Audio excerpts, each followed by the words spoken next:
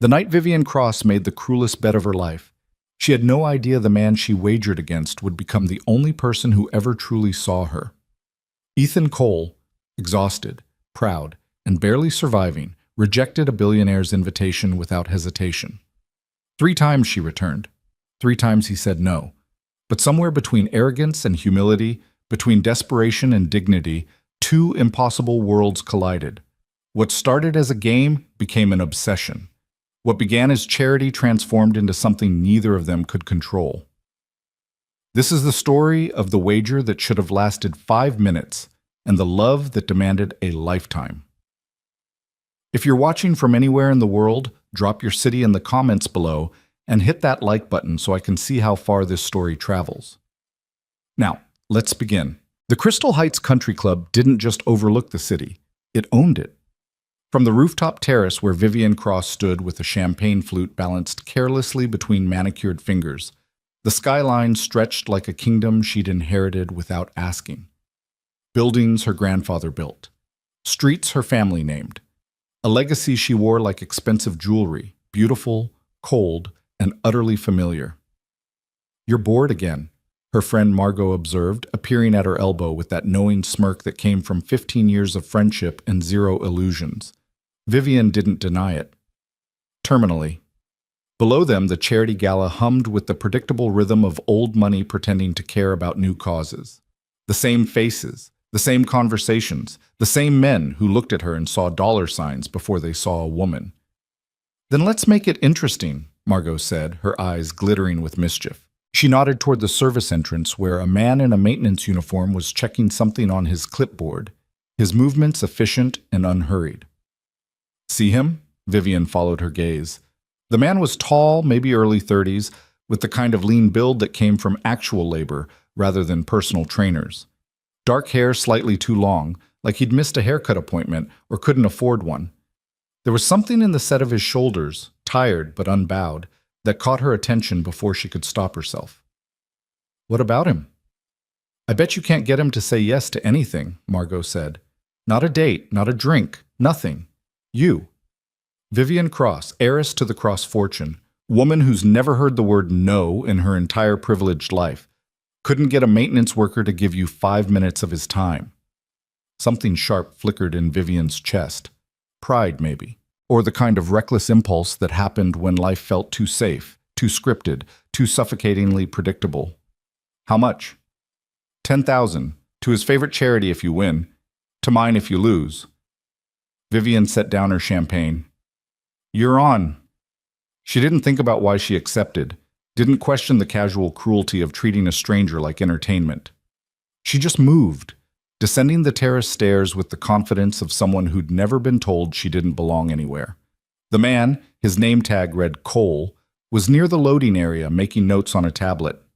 Up close, Vivian could see the exhaustion etched around his eyes, the slight tremor in his hands that suggested too much coffee and not enough sleep. But there was something else, too. A quiet dignity in how he carried himself, like he knew exactly who he was and didn't need anyone's validation. "Excuse me," Vivian said, her voice carrying that particular tone of entitlement she'd perfected before she could walk. He glanced up, and for a moment their eyes met. His were brown, she noticed, dark and direct and completely unimpressed. "Yes?" His voice was polite but clipped, a man who didn't have time to waste.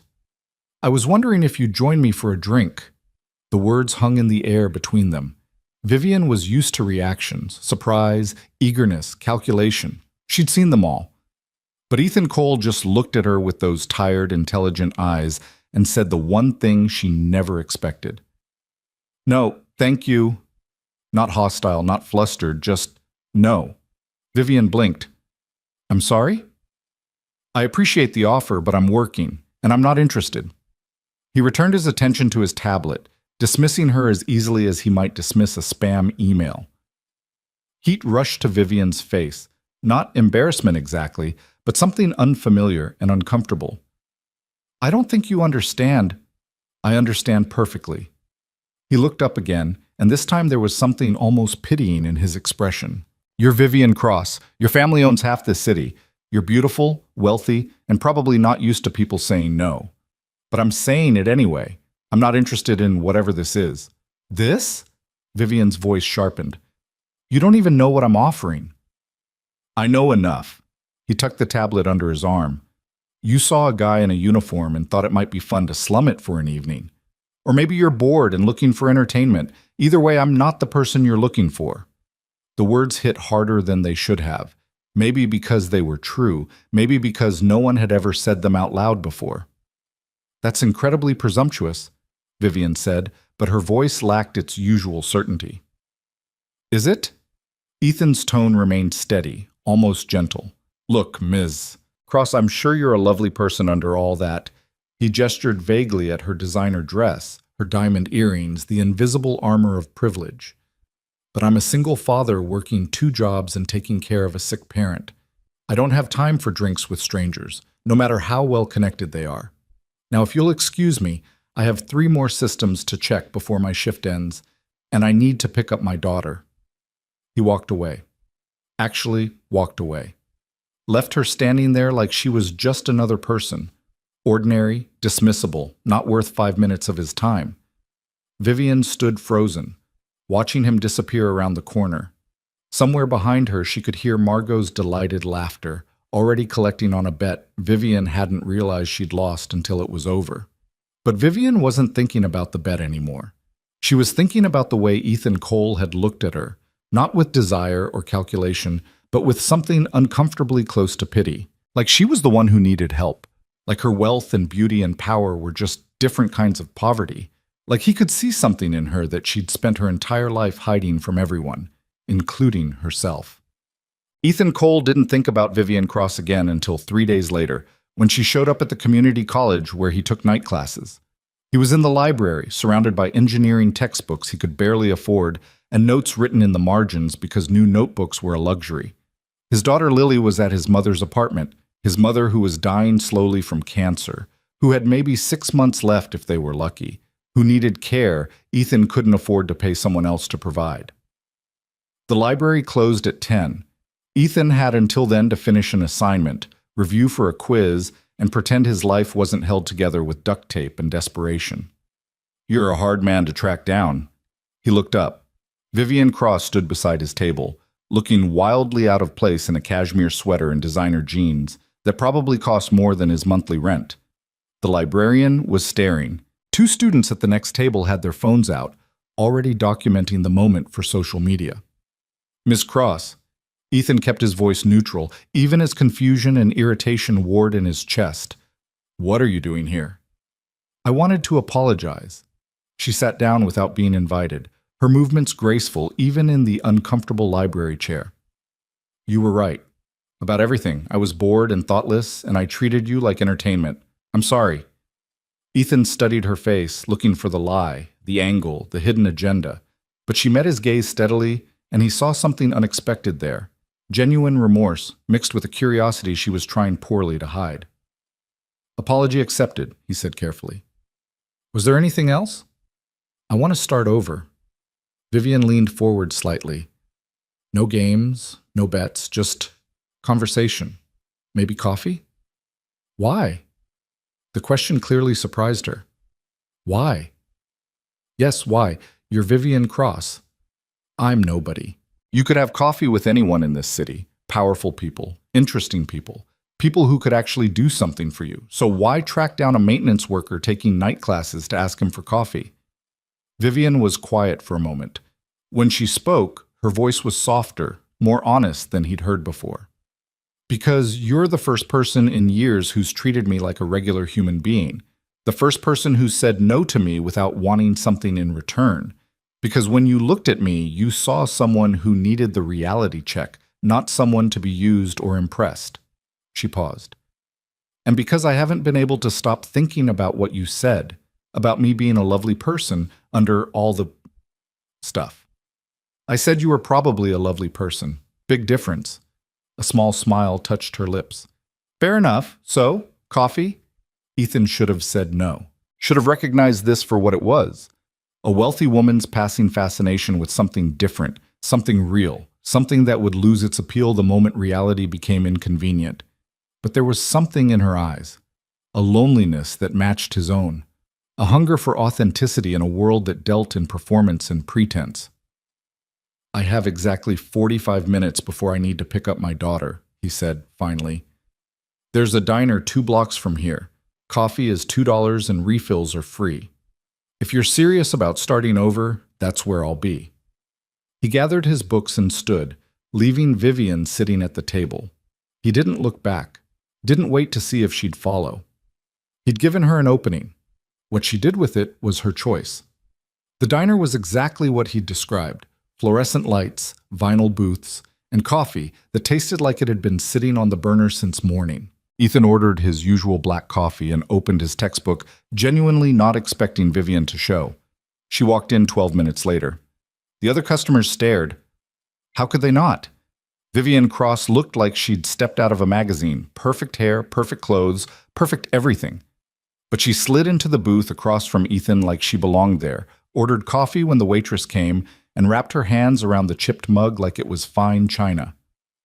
"Thank you," she said quietly, "for giving me another chance." "Don't thank me yet. You might hate this." "Hate what?" "Reality." Ethan gestured around the diner. "This is my life, Ms. Cross. Not country clubs and charity galas. Cheap coffee and cheaper food, and counting every dollar because there's never enough of them. If you're looking for excitement or entertainment, you came to the wrong place." "Vivian," she said. "Please, just Vivian." "Ethan." He took a sip of his coffee, bitter and perfect in its honesty. "And I'm serious. I don't have time for games or experiments. My daughter needs me. My mother needs me. I'm taking a full course load on top of 2 jobs because that's the only way I'll ever give Lily the life she deserves. So if this is just, it's not." Vivian's voice was firm. "I know you don't believe me. I know I haven't given you any reason to, but I'm here because I want to understand, because everything in my life is curated and controlled and completely artificial, and when you rejected me, it felt like the first real thing that's happened to me in years." Ethan wanted to stay skeptical, wanted to keep his walls up, but there was something raw in her admission, something that resonated with his own exhaustion from pretending everything was fine when it wasn't. "Tell me about your daughter," Vivian said, changing the subject with surprising intuition. And somehow, against his better judgment, against every self-protective instinct he'd developed, Ethan found himself talking. About Lily, who was 6 and brilliant and scared because she understood enough to know Grandma was sick, but not enough to understand what that meant. About his ex-wife who'd left when Lily was 2, deciding motherhood wasn't the adventure she'd signed up for. About his mother who'd raised him alone after his father died, and who now needed the same care she'd once given. About nights where he fell asleep on the couch, still in his uniform because climbing the stairs to his bedroom felt like too much effort. About the constant calculation of whether he could afford to replace Lily's shoes or if he could get away with inserts for another month. About the crushing weight of being responsible for 2 lives when he could barely manage his own. Vivian listened, really listened, didn't interrupt or offer solutions or try to fix things with money. Just listened with an intensity that made Ethan realize how long it had been since anyone had really heard him. "How do you do it?" she asked finally. "How do you keep going?" "Because I don't have a choice. And because giving up would mean letting down the 2 people who depend on me." He checked his watch. 38 minutes had passed. "And because every day I make it through is one day closer to finishing school, getting a better job, giving Lily the stability she needs." "You're going to make it," Vivian said. Not a question. A statement. "You don't know that." "I do." She leaned back, her eyes never leaving his face. "Because you're the kind of person who doesn't give up, who rejects charity because you need to do it yourself, who works 2 jobs and takes night classes and still makes time for your daughter and your mother. That's not someone who fails, Ethan. That's someone who succeeds against impossible odds." The words hit something deep in his chest, not because they were true, he didn't know if they were, but because they came from someone who understood that success wasn't about money or status. It was about showing up day after day, even when everything hurt. "I need to go," he said, his voice rougher than intended. "Lily's expecting me." "Of course." Vivian reached for her purse, but Ethan was faster, dropping exact change on the table. "I pay my own way," he said quietly. "I know." She stood when he did. Can I do this again? Just coffee and conversation? Ethan knew he should say no, should recognize this for the complication it was, should protect himself and Lily from the inevitable disappointment when Vivian's interest faded. But he thought about the loneliness in her eyes, about how it felt to be seen, really seen, for the first time in longer than he could remember. Tuesday, he said finally. Same time, same place. But Vivian, if you're going to do this, you need to be honest. About what you want? About why you're here? Because I don't have the energy for mind games or hidden agendas. Neither do I, she said softly. Not anymore. They parted outside the diner, Vivian to whatever penthouse or mansion she called home, Ethan to the bus that would take him to his mother's apartment. As he rode through the dark streets, watching the city lights blur past, he wondered what he'd just started and whether he'd regret it. Tuesday came, and Wednesday, and the following Monday. Vivian kept showing up, not with money or gifts or the trappings of her wealth, just herself, in increasingly casual clothes, with increasingly honest questions. She wanted to know about his life, not in the way someone studies poverty tourism, but with genuine curiosity about what it meant to budget groceries and prioritize bills and choose between medication and rent.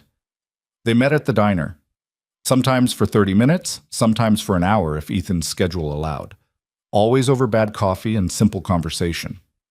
Vivian talked about her own life, the pressure of expectations, the loneliness of never knowing if people wanted her or her money, the suffocating weight of a legacy she'd never asked for.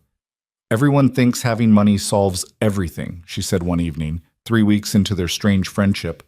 But it just creates different problems. You can't trust anyone.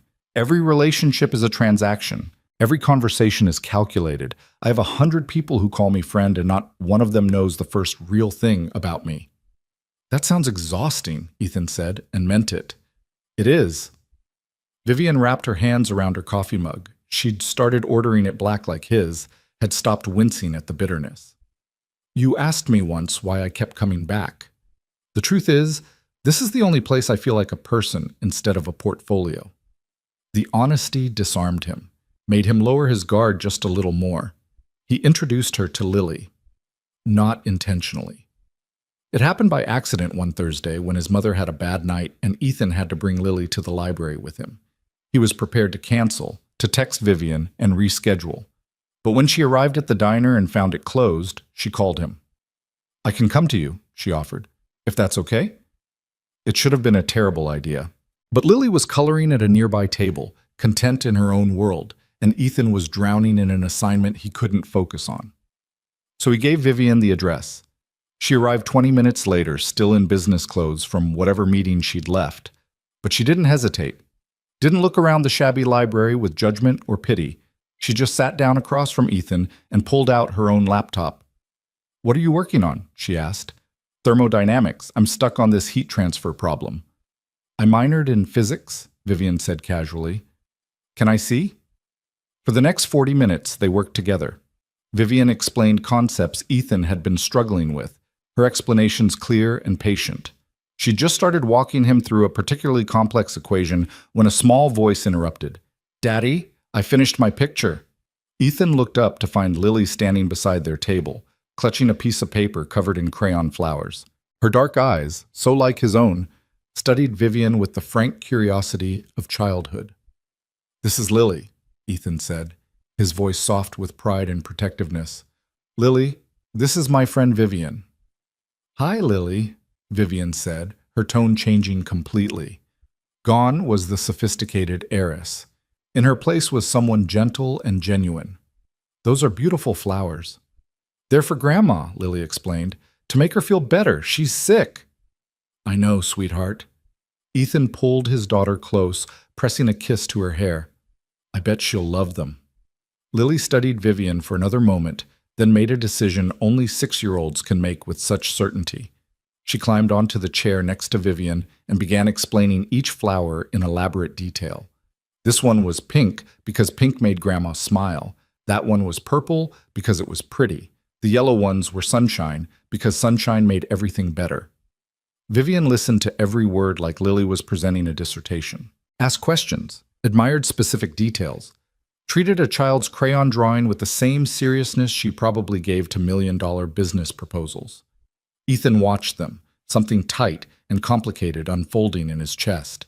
Lily didn't warm to strangers easily, didn't trust quickly.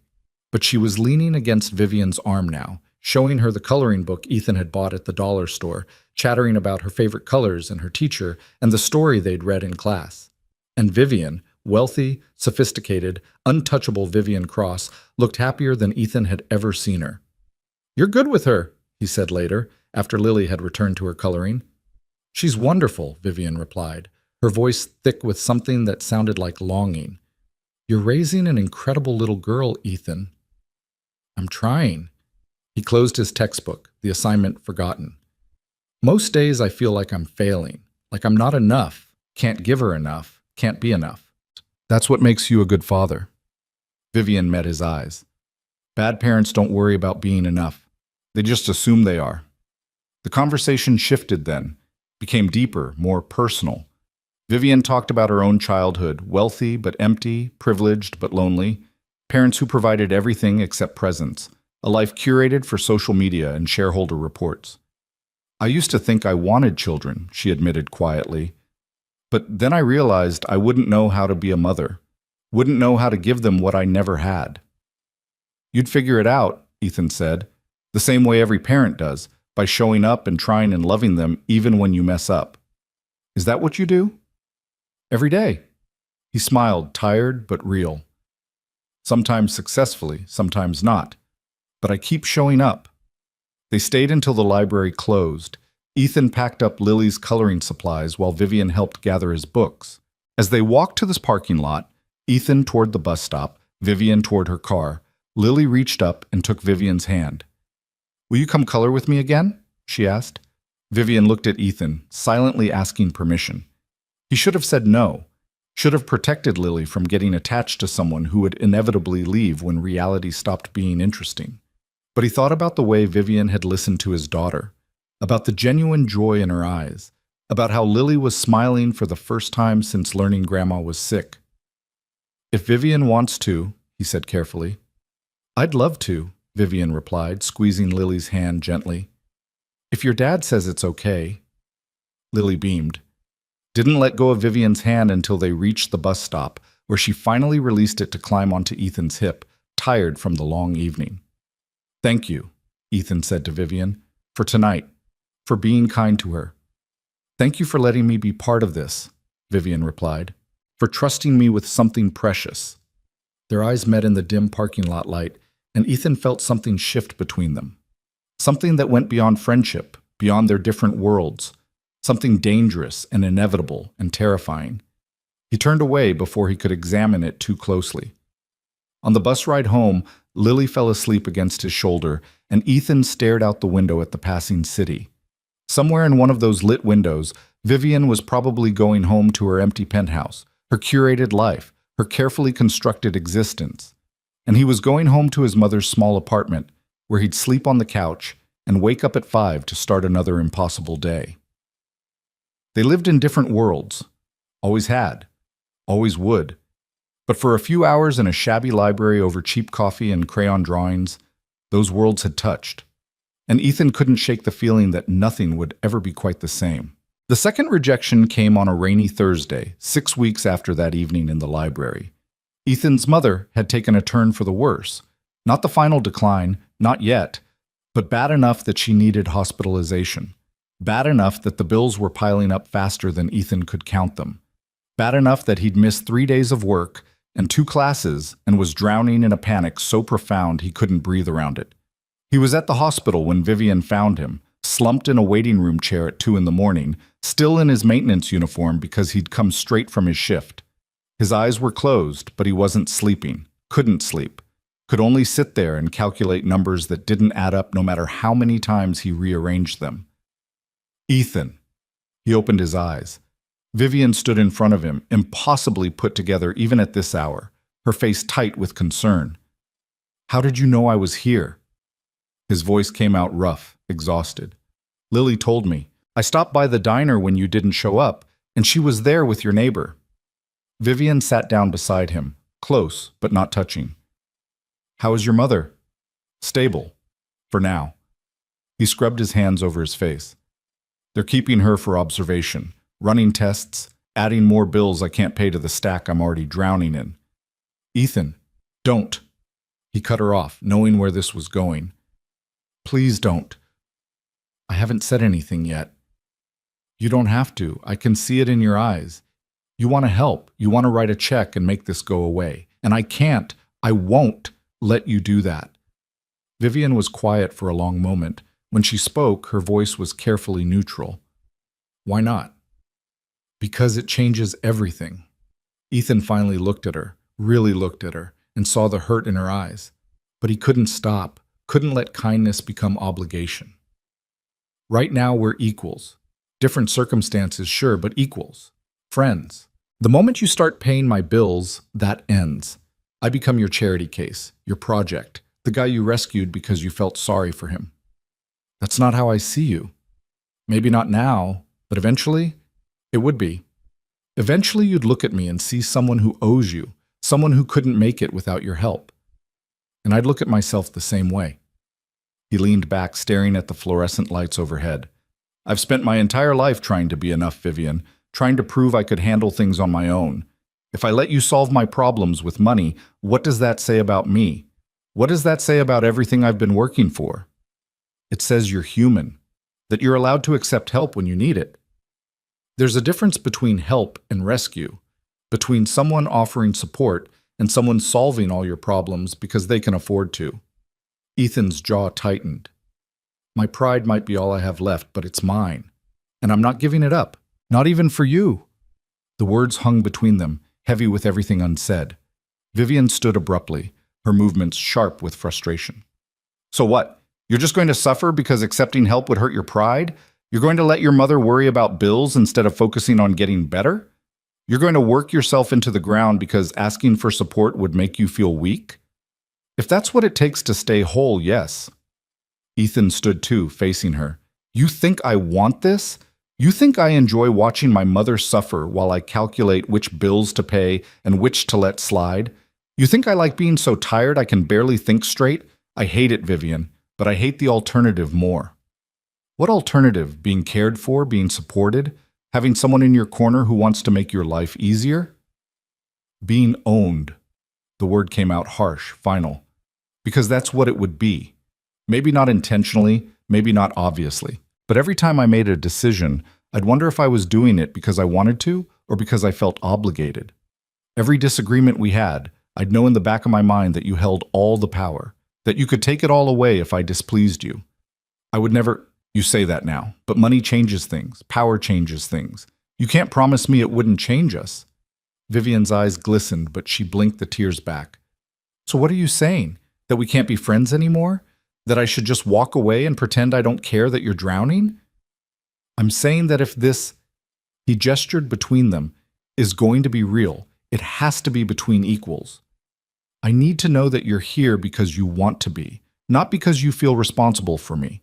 That you see me as a man, not a problem to solve. I do see you as a man, Vivian said quietly, stepping closer. I see you as the strongest, most stubborn, most impossibly proud man I've ever met. I see you killing yourself to maintain your independence while the world falls apart around you, and it's breaking my heart. Then look away, Ethan's voice cracked. Because I can't be what you need me to be. Can't let you save me, even though part of me desperately wants to. Because if I do, I lose myself. And I've fought too hard to hold on to who I am to surrender it now. They stood there in the sterile waiting room, surrounded by the hum of fluorescent lights and the distant beep of monitors. Two people from impossible worlds trying to bridge a gap that felt suddenly insurmountable. I should go, Vivian said finally. Before I say something I'll regret. She turned to leave, but Ethan caught her wrist. Not hard, just enough to stop her. Vivian, wait! She looked back, and the vulnerability in her face nearly undid him. I'm sorry, he said. I'm sorry I can't be easier, can't just accept help and be grateful. I wish I could. But this is who I am. This is all I know how to be. I know. She pulled her wrist free gently, That's why I care about you and why this is so hard. She left then, her heels clicking against the linoleum, and Ethan sank back into the chair. Around him, the hospital continued its nocturnal rhythm. Nurses making rounds, machines monitoring lives, families waiting for news that would either save them or destroy them. He'd done the right thing. He knew that. Had protected himself and Lily and the fragile dignity that kept him moving forward. So why did it feel like he'd just made the biggest mistake of his life? 3 days passed. Ethan threw himself into work, into classes, into the mechanical routine of survival. His mother came home from the hospital with new medications and stricter care requirements. The bills arrived, catastrophic, impossible, and Ethan added them to the growing pile he couldn't look at without feeling sick. Lily asked about Vivian twice. Ethan told her Vivian was busy. Didn't say that he'd pushed away the first person in years who'd made him feel like something more than just a collection of responsibilities and failures. On Monday, he was at the community college library again, trying to focus on an assignment that felt meaningless in the face of everything else. The words blurred on the page. His mind kept drifting to Vivian's face in the hospital, to the hurt he'd put there, to the loneliness that had settled back over him like a familiar coat. "You look terrible." He glanced up. Margot, Vivian's friend from the country club, though he'd only learned her name later, stood beside his table, perfectly dressed and completely out of place. "Can I help you?" Ethan asked warily. "Probably not, but I might be able to help you." She sat down uninvited, crossing her legs with the casual confidence of old money. "Vivian hasn't been the same since the hospital. Won't talk about what happened, but I can guess you rejected her help. That's between Vivian and me. Normally I'd agree, but Vivian is my oldest friend and I've never seen her like this. So I'm going to say something and you're going to listen, because despite everything, I think you actually care about her." Ethan wanted to argue but found he couldn't, so he waited. "Vivian has spent her entire life surrounded by people who want something from her," Margot said. "Money, connections, status, access. Every friendship is transactional. Every relationship has an agenda. She's learned to expect it, to navigate it, to protect herself from it. And then you came along. I don't want anything from her." "Exactly. You're the first person in her adult life who's rejected what she can offer, who's seen past the money to the person underneath. Do you have any idea how rare that is? How precious?" Ethan's chest tightened. "Then why are you here? If I'm so good for her—" "Because you're also hurting her," Margot interrupted. "Not intentionally, not maliciously, but you're so busy protecting your pride that you can't see what she's actually offering you. Money, help, solutions I can't accept without losing myself." "No." Margot leaned forward, her eyes sharp and knowing. "She's offering you partnership. She's offering to walk beside you, not ahead of you, to share the burden, not take it from you. But you're so terrified of being rescued that you can't see the difference." The words hit harder than Ethan wanted to admit. "You don't understand." "I understand perfectly. You're a proud man who's been fighting alone for so long. You've forgotten what it means to let someone stand with you. You think accepting help makes you weak, makes you less than, but all it really means is you're human." "Easy for you to say. You've never had to—" "Haven't I?" Margot's voice sharpened. "You think being born wealthy means life is easy? My parents bought their way out of every problem I ever had. Paid off bad grades, smoothed over mistakes, erased consequences. I never had to learn, to struggle, to actually earn anything. Do you know what that does to a person? How empty that feels?" Ethan was quiet, listening despite himself. "I look at you and I see something I've never had. Genuine accomplishment. Real struggle that made you stronger instead of weaker. A daughter who loves you not because you buy her things, but because you show up every single day and choose her. That's not nothing, Ethan. That's everything." Margot's expression softened slightly. "Vivian sees it too. She's not trying to take that from you. She's trying to be part of it. By solving my problems with money. By offering to share the weight. There's a difference." Margot stood, preparing to leave. "Think about it. Really think about it. Because right now you're so focused on staying independent that you're pushing away the one person who sees you for exactly who you are and values it." She walked away. leaving Ethan alone with his books and his thoughts and the uncomfortable possibility that she might be right. The third rejection happened 2 weeks later, and it broke something that couldn't be easily repaired. Ethan's mother collapsed again. This time it was worse, much worse. Emergency surgery, ICU, specialists who spoke in careful tones about limited options and difficult decisions, bills that went from catastrophic to apocalyptic, a daughter who cried herself to sleep asking if grandma was going to die, and a father who couldn't promise her otherwise. Ethan was at the hospital when Vivian appeared again. He'd known she would, had been half expecting it, half dreading it. "Don't," he said before she could speak. "Whatever you're going to offer, whatever solution you've thought up, just don't." "Ethan, please." "No." He stood from the waiting room chair, his body thrumming with exhaustion and fear and barely contained desperation. "I know what you're going to say. That you can pay for the surgery, the specialists, the care. That money means nothing to you and everything to me. That I should let you help because it's the logical thing to do." "Would that be so terrible?" Vivian's voice trembled. "Would it really be worse than watching your mother suffer because you're too proud to accept help?" "It's not about pride anymore." Ethan's hands clenched into fists. "It's about survival. Because if I let you do this, if I let you pay for my mother's care, I become yours. Maybe not legally, maybe not obviously, but emotionally, completely. Every time I look at you, I'll remember that you saved the person I love most. I'll be grateful and obligated and indebted in ways that have nothing to do with money and everything to do with the fact that I'll owe you a life.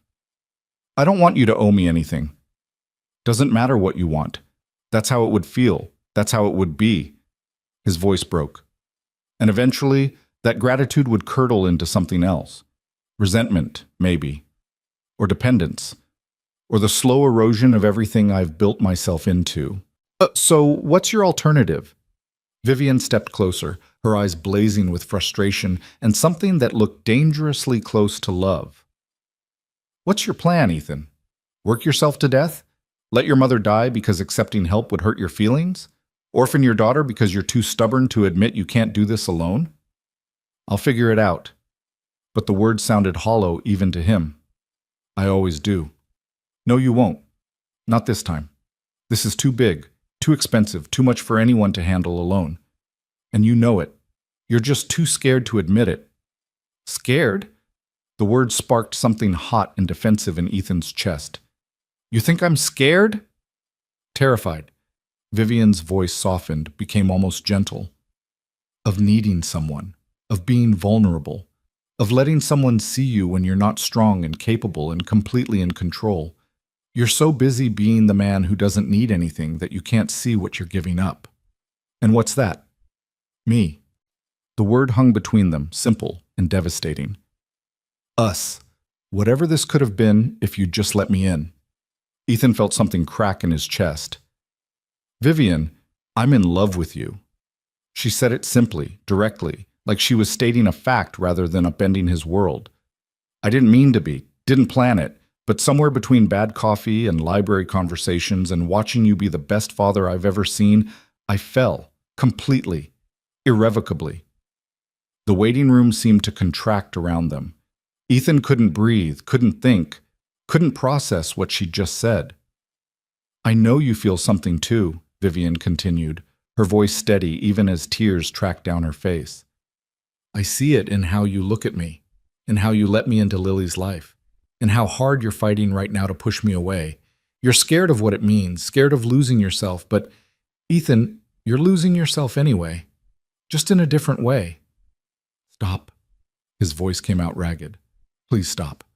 "Why? Because it's true? Because you know I'm right? Because I can't?" He broke off, fighting for control. "Because even if I wanted to accept your help, even if I wanted to let you in, I can't do it like this. Can't build a relationship on the foundation of you rescuing me. Don't you see? If I let you save my mother, every moment between us will be colored by that. Every time we disagree, I'll remember what I owe you. Every time you're upset, I'll wonder if you regret helping me. It would poison everything." "Or it would be the beginning of something real," Vivian countered. "Partnership isn't about keeping score. It's about showing up for each other when it matters. This matters, Ethan. Your mother's life matters. Your daughter's grandmother matters. You matter. I know that. His voice broke completely. But I can't be the man you need me to be if I let you do this. Can't be the father Lily deserves if I'm drowning in debt I can never repay. Can't be your equal if I'm always your obligation. You're not hearing me. Vivian grabbed his hands, holding tight when he tried to pull away. I don't want to rescue you. I don't want to own you or control you or make you feel obligated. I just want to be there, to stand beside you, to share this burden because caring about someone means not watching them suffer when you have the power to help. And what happens after? Ethan's eyes searched hers desperately. What happens when the crisis passes and real life sets in? When you realize you've tied yourself to someone who can never give you what you deserve, someone who'll always be struggling, always be one crisis away from disaster, always be the guy who needed saving? I'll wake up next to the man I love. Vivian's voice was fierce. The man who taught me what real strength looks like, who showed me that dignity and character matter more than money, who loves his daughter and his mother so completely that he'd rather suffer than compromise his principles. That's what I'll have, Ethan, and that's everything. For one crystalline moment, Ethan almost said yes, almost let himself believe that love could bridge the impossible gap between their worlds, almost surrendered to the desperate hope that she was right. But then he thought about Lily, about raising his daughter to believe in independence and self-sufficiency and the importance of standing on your own, about what it would teach her if he gave up now, if he let someone else solve his problems because it was easier than fighting through them himself. I can't. The words tore out of him. I'm sorry, Vivian. I'm so sorry. But I can't. Vivian's face crumpled. She released his hand, stepping back like he'd struck her. Then I can't do this anymore, she whispered. I can't keep watching you destroy yourself, can't keep offering help you'll never accept, can't keep loving someone who won't let themselves be loved. Vivian, please. No. She held up a hand, stopping him. You've made your choice. You've chosen pride over partnership, independence over connection. I respect that. I even understand it. But I can't be the person who stands by and watches you drown because you're too stubborn to grab the lifeline. She turned to leave, and this time Ethan didn't stop her, couldn't, because every word she'd said was true. He was drowning. He was stubborn. He was choosing a principled kind of suffering over the complicated mercy of acceptance. But he couldn't change, couldn't compromise the core of who he was, even for love, especially for love. I'm sorry, he said again, to her retreating back, to the empty waiting room, to himself. I'm so sorry. Vivian paused at the doorway, looking back one final time. Her face was wet with tears, her expression devastated but resolute. So am I, she said quietly. Because you're right about one thing, Ethan. This would have changed everything. It would have been messy and complicated and nothing like either of us planned. But it also would have been real and beautiful and worth fighting for. I know. But you're not going to fight for it. You're going to fight against it. Against me. Against yourself. I have to. No. Vivian shook her head. You choose to, and that's what breaks my heart. Not that you're struggling, not that you're proud, but that you're so convinced love has to cost you yourself that you can't see it's the one thing that might actually save you. She left then, and this time Ethan knew she wouldn't come back. He stood alone in the waiting room, surrounded by the evidence of other people's crises, other people's vigils, other people's desperate hopes and unbearable fears. His mother was upstairs, fighting for her life. His daughter was at home, afraid and confused. His world was falling apart, and he'd just pushed away the one person who'd offered to help him hold it together. A nurse appeared in the doorway. Mr. Cole? The doctor wants to speak with you. Ethan followed her down sterile corridors, his mind numb, his heart a leaden weight in his chest. He'd done the right thing, protected himself, protected Lily, protected the integrity he'd built his entire identity around. So why did the right thing feel so much like the worst mistake of his life? The doctor's words washed over him. Surgery successful, guarded prognosis, extensive recovery, ongoing care needs, more bills, more impossibilities, more nights calculating numbers that would never add up. Ethan thanked the doctor, asked the right questions, nodded in the right places, played the part of the responsible son, the capable father, the man who had everything under control.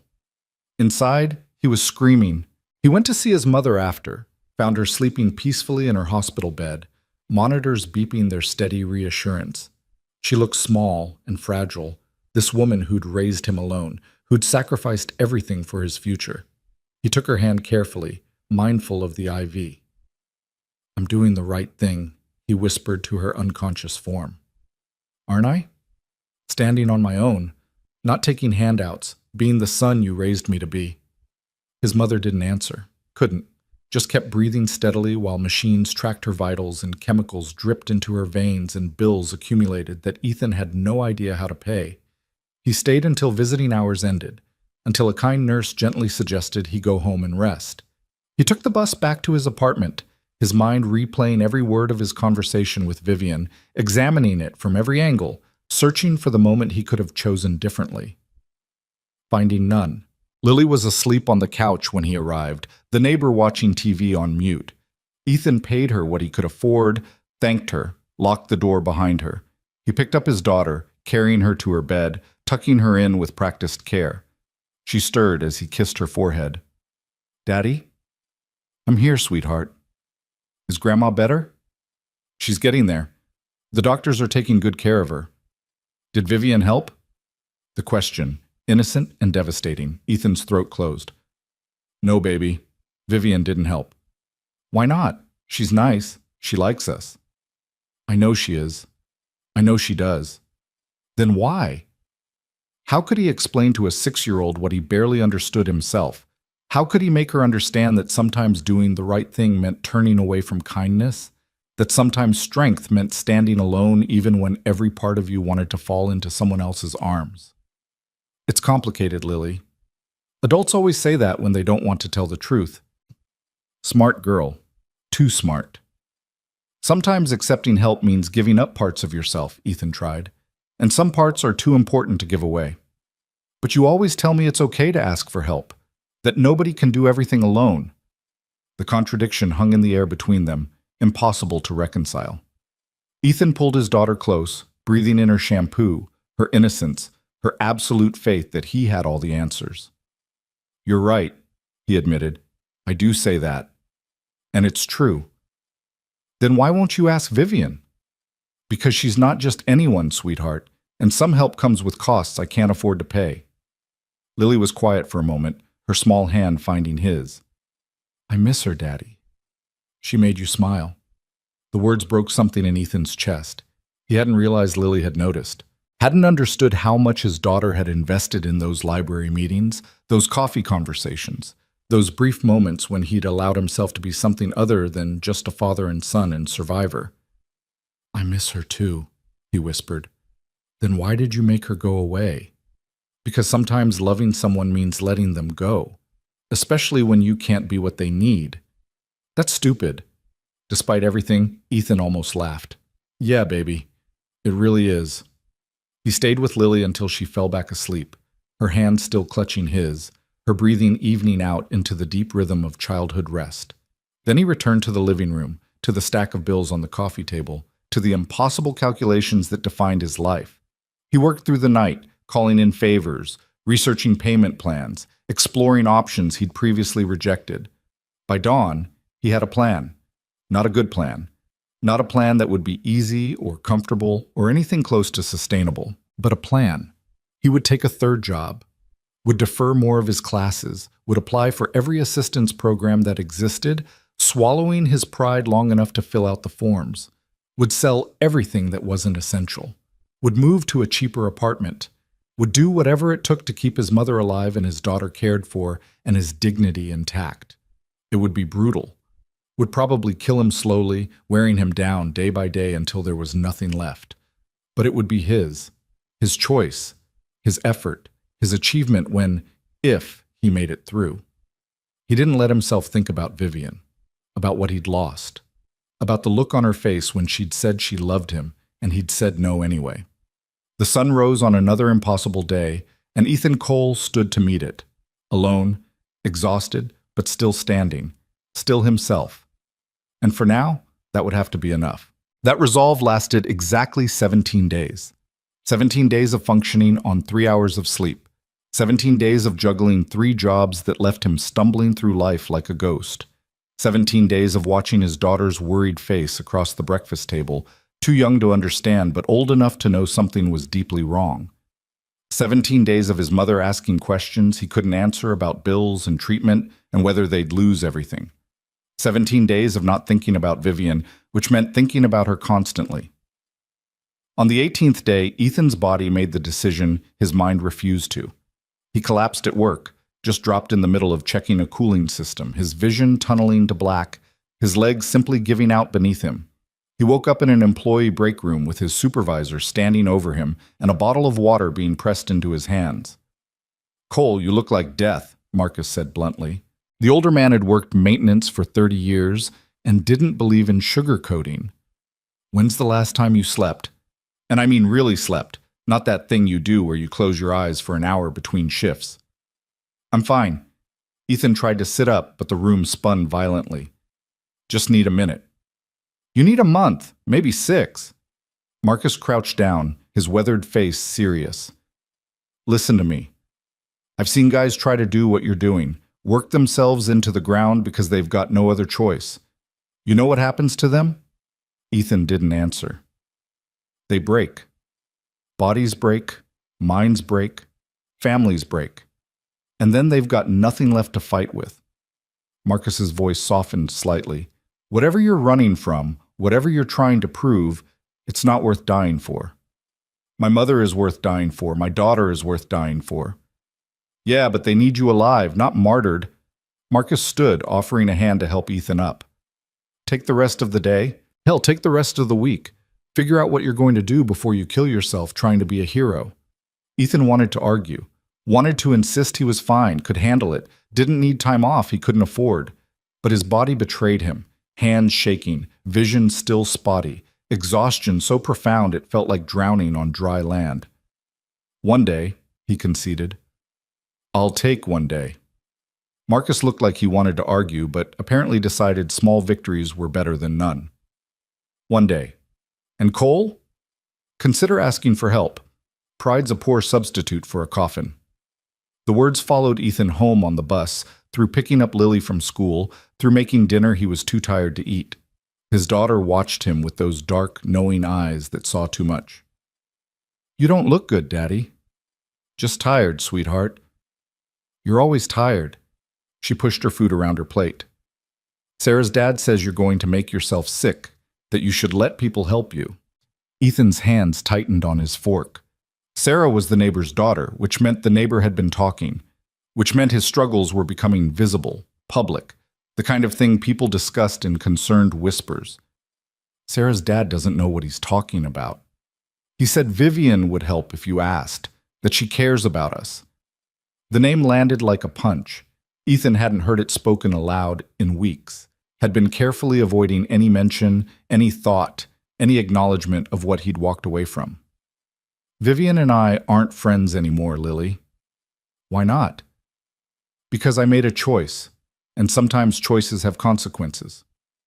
"Was it a bad choice?" Ethan looked at his daughter, 6 years old and asking questions he couldn't answer honestly without admitting things he wasn't ready to face. "I don't know yet, baby. Ask me again in a few years." That night, after Lily was asleep, Ethan sat on the couch with his laptop and did something he'd been avoiding. He searched for Vivian's name. Not social media stalking, not curiosity, research. He needed to understand what he'd rejected, what he'd walked away from, whether the sacrifice had been worth it. The articles painted a picture he already knew but had never fully comprehended. Vivian Cross, heiress to a fortune built over 3 generations. Philanthropist, board member of a dozen charities, graduate of Princeton with degrees in business and physics. Her life was a carefully curated collection of achievements and appearances, each one perfect, each one empty of anything real. There were photos, Vivian at galas, at fundraisers, at business conferences, always impeccable, always composed, always alone even when surrounded by people. In every image, Ethan could see what he'd recognized that first night at the diner, the loneliness she wore like expensive perfume, subtle but unmistakable once you knew to look for it. He found one photo from 3 weeks ago, A charity event at the art museum. Vivian stood next to some entrepreneur, both of them smiling for the camera, but her eyes were empty, hollow in a way that made Ethan's chest ache, because he knew he'd put that emptiness there. He closed the laptop before he could fall further down the rabbit hole of regret. At midnight, his phone rang. Unknown number. Ethan almost didn't answer, but something made him pick up. Mr. Cole? A woman's voice, professional and apologetic.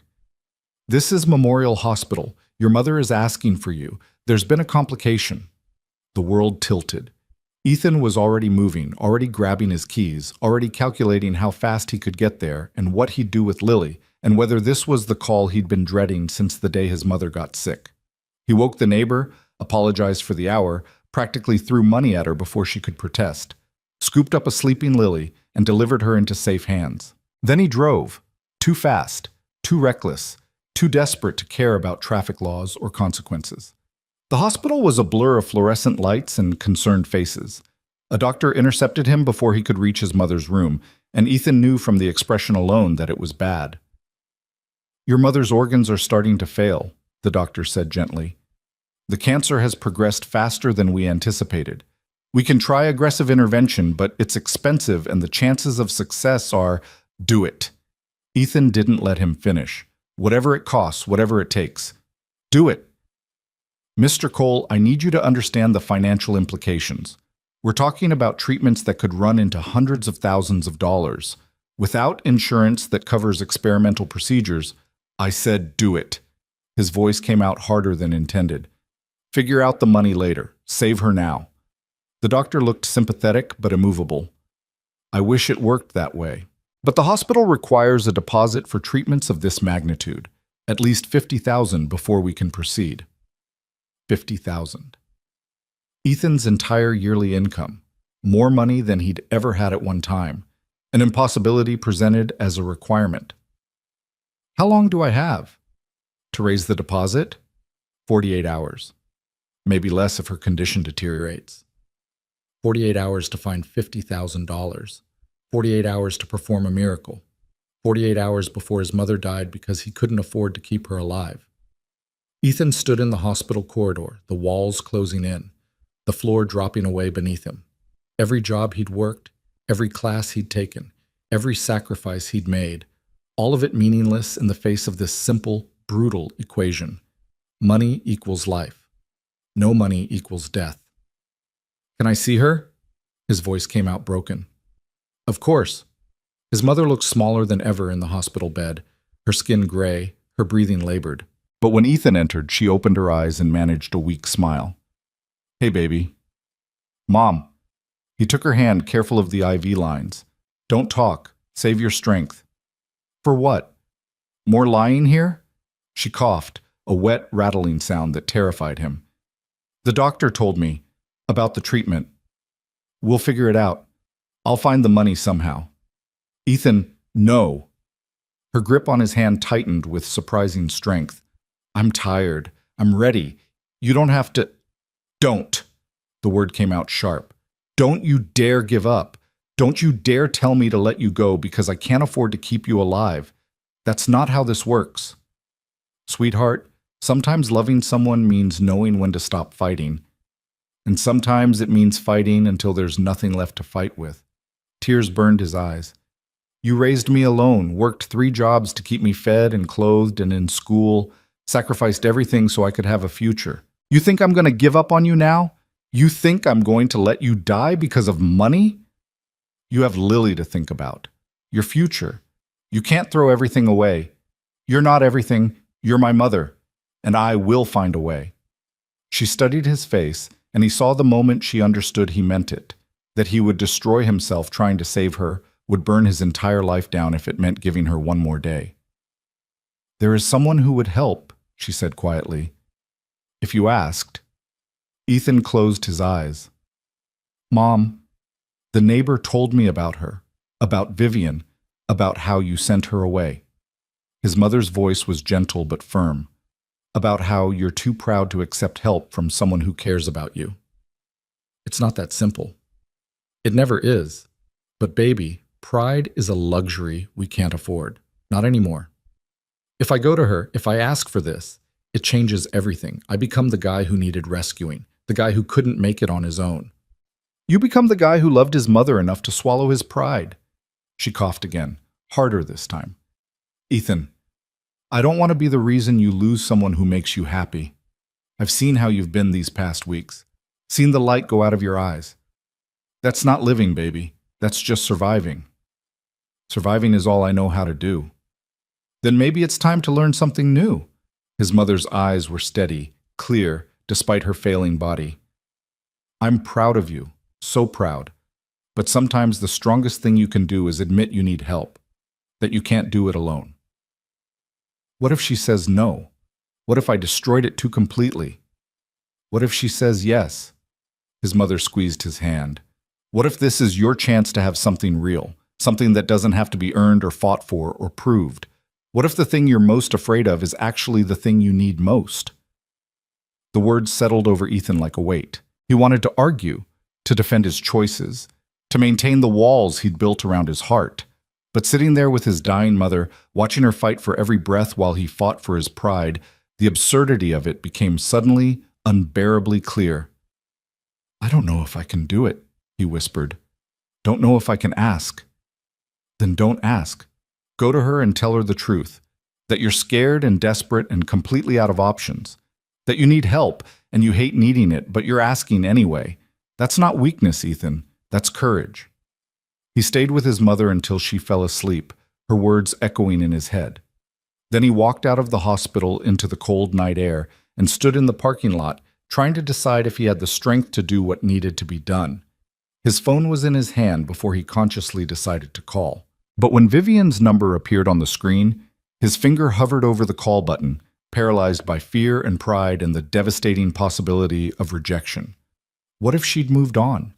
What if she was done with him, done with waiting for someone too stubborn to accept love? What if he'd burned that bridge so thoroughly there was nothing left to cross? He put the phone away, started the car, drove toward home on autopilot, made it 3 blocks before he turned around. The cross building stood downtown, 70 stories of glass and steel that bore Vivian's family name in letters visible from the highway. Ethan had never been inside, had actively avoided it during their brief friendship, not wanting to confront the physical manifestation of everything that separated them. But tonight, at 1 a.m, he stood in the lobby and told the night security guard he needed to see Vivian Cross. Ms. Cross isn't in the building, sir. I know where she lives. The words came out before Ethan could stop them. He did know. Vivian had mentioned it once, pointed to a building from the diner window. The Meridian, penthouse level. Sir, I can't just... Please, Ethan's voice cracked. Please, it's an emergency, life or death. I just need to talk to her. The guard studied him. This exhausted, desperate man in a maintenance uniform standing in a lobby he clearly didn't belong in. Something in Ethan's face must have convinced him, because he picked up the phone. Ms. Cross, I'm sorry to disturb you at this hour. There's a gentleman here, says it's urgent. Name is Cole, Ethan Cole. A pause.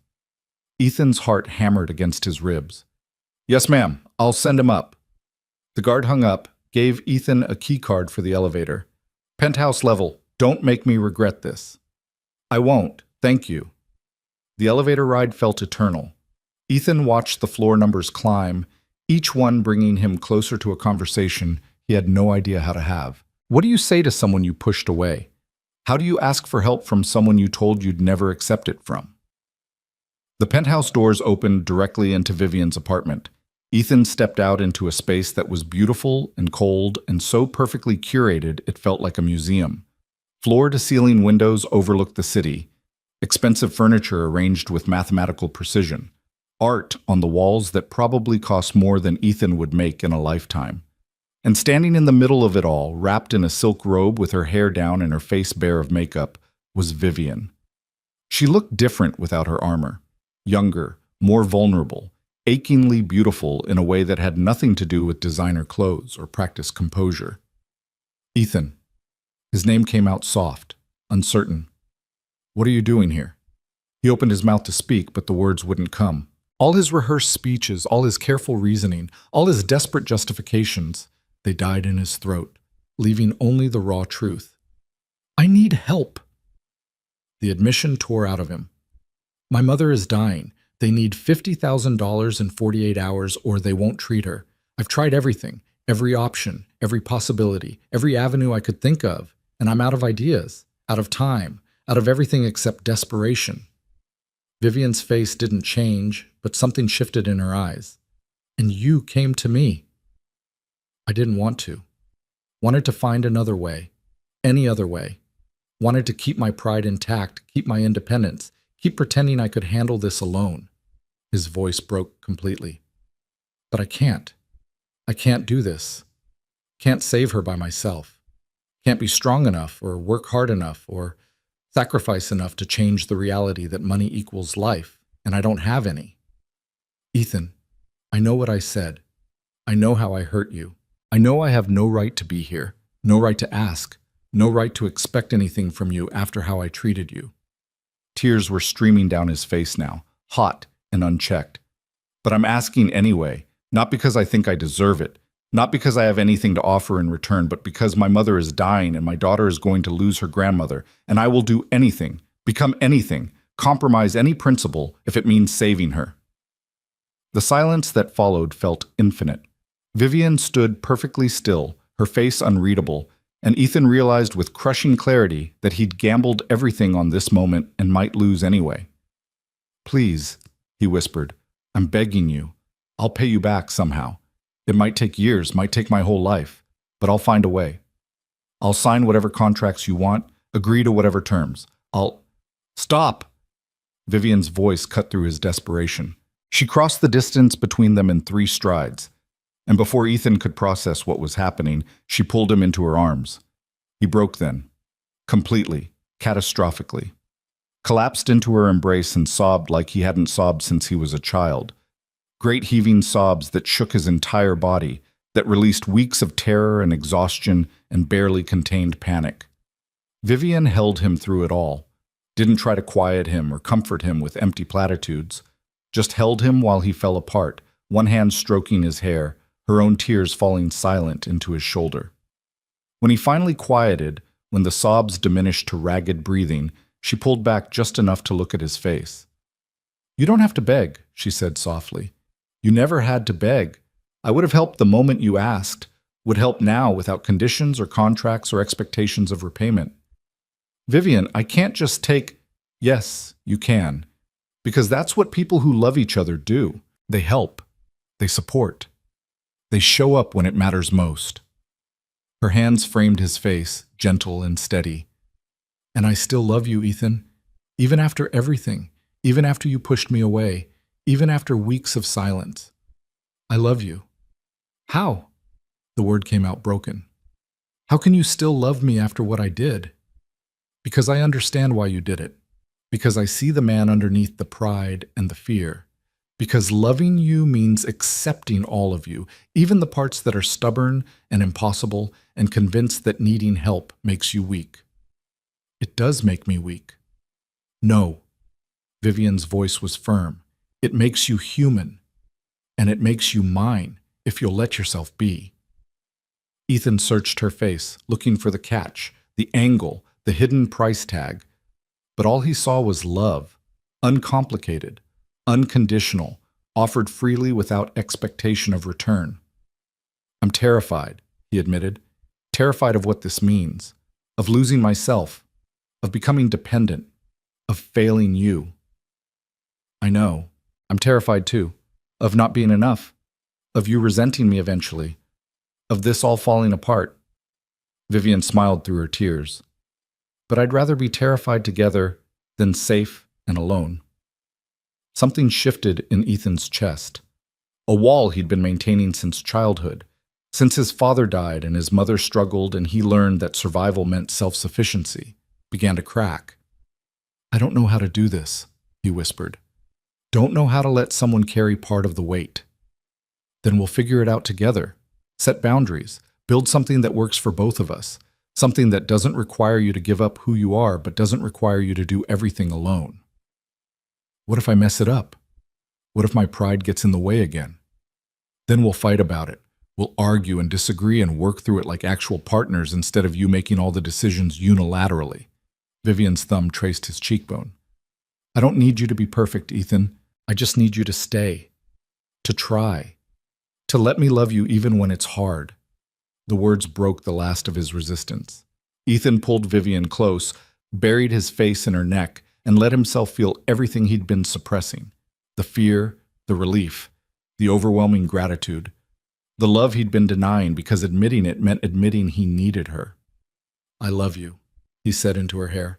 I've loved you since that night in the diner when you ordered bad coffee and didn't complain.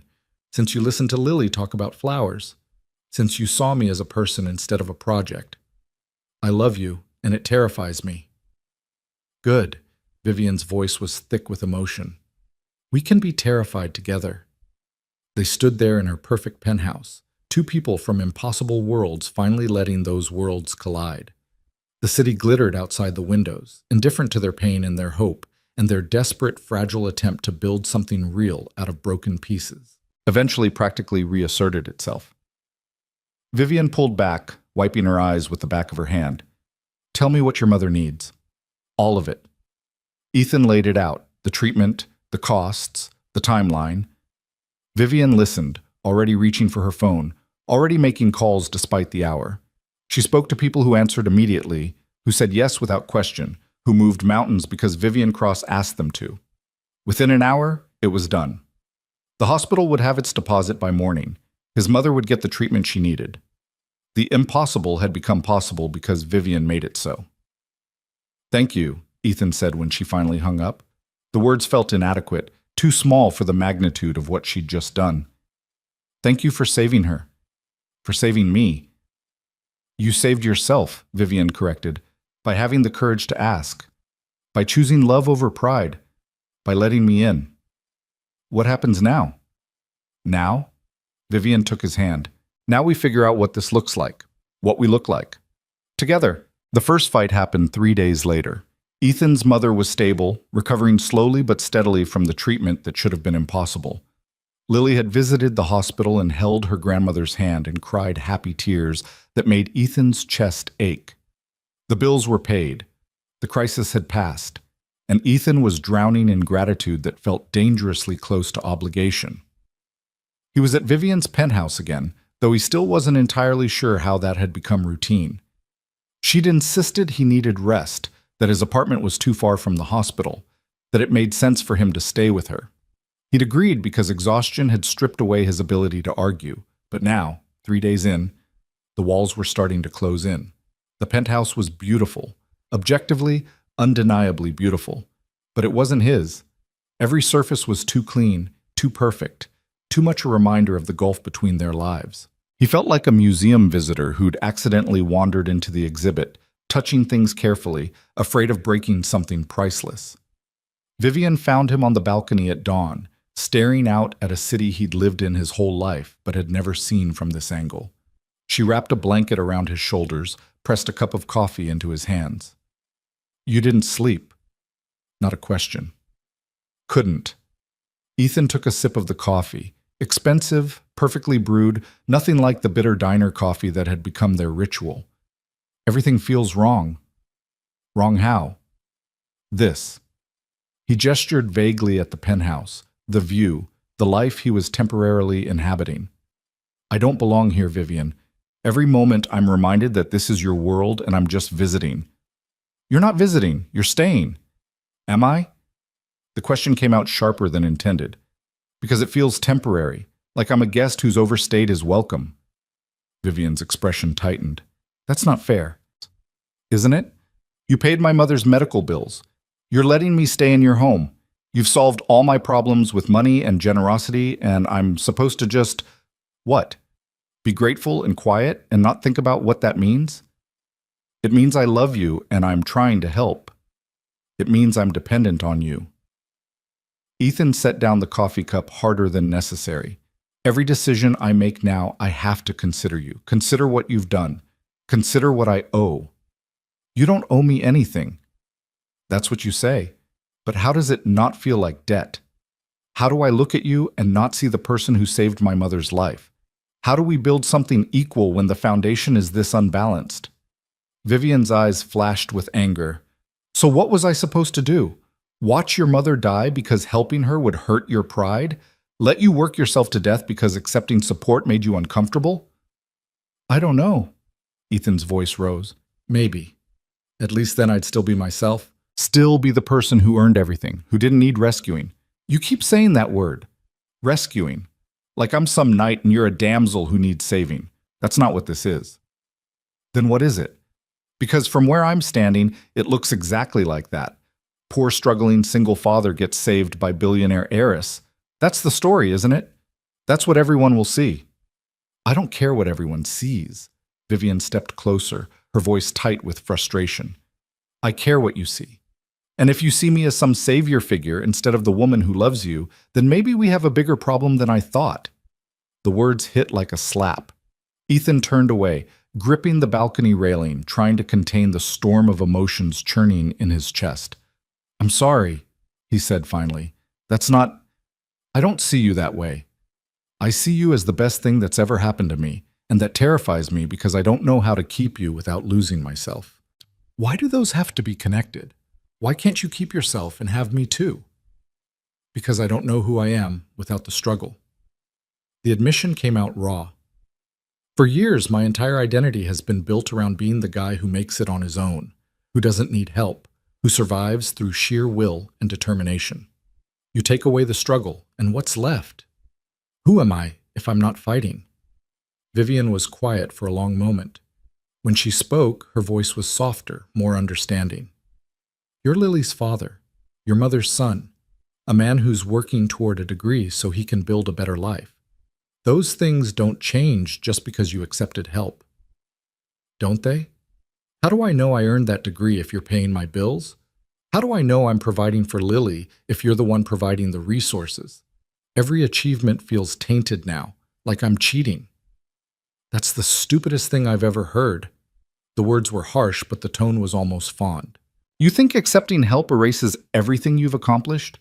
You're still going to classes, still studying, still working. The only thing that's changed is you're not doing it while running on empty and terrified your mother is dying. It feels different. Of course it feels different. Different doesn't mean wrong. Vivian moved to stand beside him, her shoulder brushing his. You spent so long in survival mode that you don't know how to just live, how to accept that sometimes life can be easier, that you're allowed to breathe. What if I don't know how? Then I'll teach you, and you'll teach me how to be in a relationship that's real instead of transactional, how to love someone without trying to control or fix everything. We'll teach each other. Ethan looked at her then, really looked, saw the vulnerability beneath her frustration, the fear that matched his own. She was as scared as he was, just in different ways. I don't want to resent you, he said quietly. Don't want to wake up one day and hate you for being generous, for making my life easier. That's my worst fear. That the thing I love most about you becomes the thing I can't stand. Then we set boundaries. Clear ones. We figure out what help looks like in a way that doesn't make you feel owned or obligated. Vivian took his hand. Tell me what you need. What would make this work for you? The question forced Ethan to actually think instead of just react. What did he need? What would make this bearable instead of suffocating? I need to contribute, he said slowly. Need to feel like I'm not just taking, like I'm bringing something to this relationship beyond problems for you to solve. You bring everything that matters. You bring yourself. That's not enough. It is for me. It's not for me. Ethan squeezed her hand. I need to pay you back. Maybe not all at once, maybe not quickly, but I need to know there's a plan, that this isn't just charity. Vivian looked like she wanted to argue, but something in his face stopped her. Okay, we'll set up a payment plan. Whatever amount you can afford, whenever you can afford it. Does that help? Yes. The relief was immediate, palpable. And I need my own space, not permanently, not right now, but eventually. A place that's mine, that I pay for. We can look for an apartment, something close by. Somewhere Lily can have her own room, and you can feel independent. I can't afford anything in this neighborhood. Then we look in a different neighborhood, or... Vivian hesitated. What if we found something together, something neither of us owned before, something we built together instead of you moving into my world or me moving into yours. The suggestion surprised him. You'd leave this? He gestured at the penthouse. In a heartbeat. This place is beautiful and empty, and it's never felt like home. It's just where I sleep between obligations. She turned to face him fully. I want to build something with you, Ethan. Something that's ours. Where Lily can run around without worrying about breaking priceless art. Where your mother can visit and feel comfortable. Where we can be a family instead of you being a guest in my life. The word family hit him square in the chest. He hadn't let himself think that far ahead. Hadn't let himself imagine a future beyond managing the immediate crisis. I'm still going to mess this up, he warned. Still going to struggle with accepting help. Still going to have moments where my pride gets in the way. I know. And I'm still going to struggle with not trying to fix everything with money. With stepping back and letting you handle things your way even when I think I have a better solution. Vivian's smile was rueful. We're both disasters in our own ways, but maybe we can be disasters together. That's the least romantic thing anyone's ever said to me. Good. Because I'm done with romance that's all performance and no substance. I want the messy, complicated, real thing, fights and all. Ethan pulled her close, burying his face in her hair, breathing in her scent. Expensive shampoo and something underneath that was just her. I love you, he said. Even when I'm angry and scared and convinced this is all going to fall apart. I love you. I love you too. Even when you're being impossibly stubborn and rejecting help you clearly need. Even then. They stood there as the sun rose over the city, two people trying to build a bridge between worlds that had never been meant to touch. It wouldn't be easy, might never be easy, but standing there with Vivian in his arms, Ethan thought maybe difficult was better than impossible. Maybe love was worth the struggle. The boundary conversations continued over the following weeks, sometimes gentle, sometimes explosive. Ethan went back to work but cut down to one job instead of 3. Vivian insisted, offered to cover the difference in income, and they had a 2-hour argument that ended with a compromise. She'd cover necessities while Ethan built up savings, and once he graduated, he'd start paying her back in predetermined installments. It wasn't perfect. Some days Ethan still felt like he was drowning in obligation. Some days Vivian still struggled with not trying to solve every problem with her checkbook. But they were learning. Slowly, painfully, honestly learning how to be partners instead of rescuer and rescued. Lily was the bridge that made it work. She loved Vivian without complexity, without the baggage of pride or the weight of obligation. She just loved her, simply, completely, in the way only children can. And watching his daughter with Vivian, seeing how carefully Vivian listened to Lily's stories and helped with homework and learned to braid hair from YouTube videos, Ethan saw what love could look like when it wasn't transactional. His mother improved steadily. The treatment worked better than anyone had dared hope. Within a month, she was well enough to leave the hospital. Within 2, she was talking about the future in a way she hadn't in years. She met Vivian properly on a Sunday afternoon when Ethan brought both his mother and Lily to the penthouse for lunch.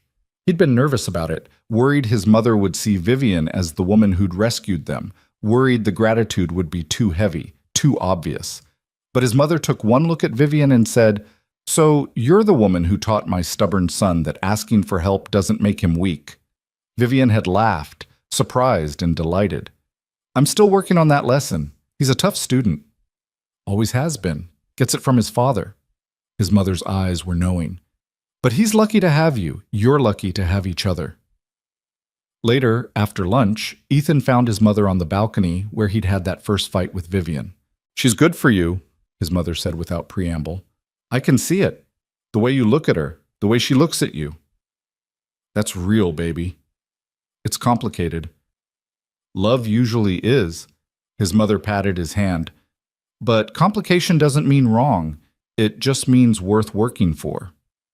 "I'm scared I'm going to mess it up, that my issues are going to poison what we're building." "Then work on your issues. Get help if you need it. Talk to someone about why you think accepting support makes you less of a man." She squeezed his hand.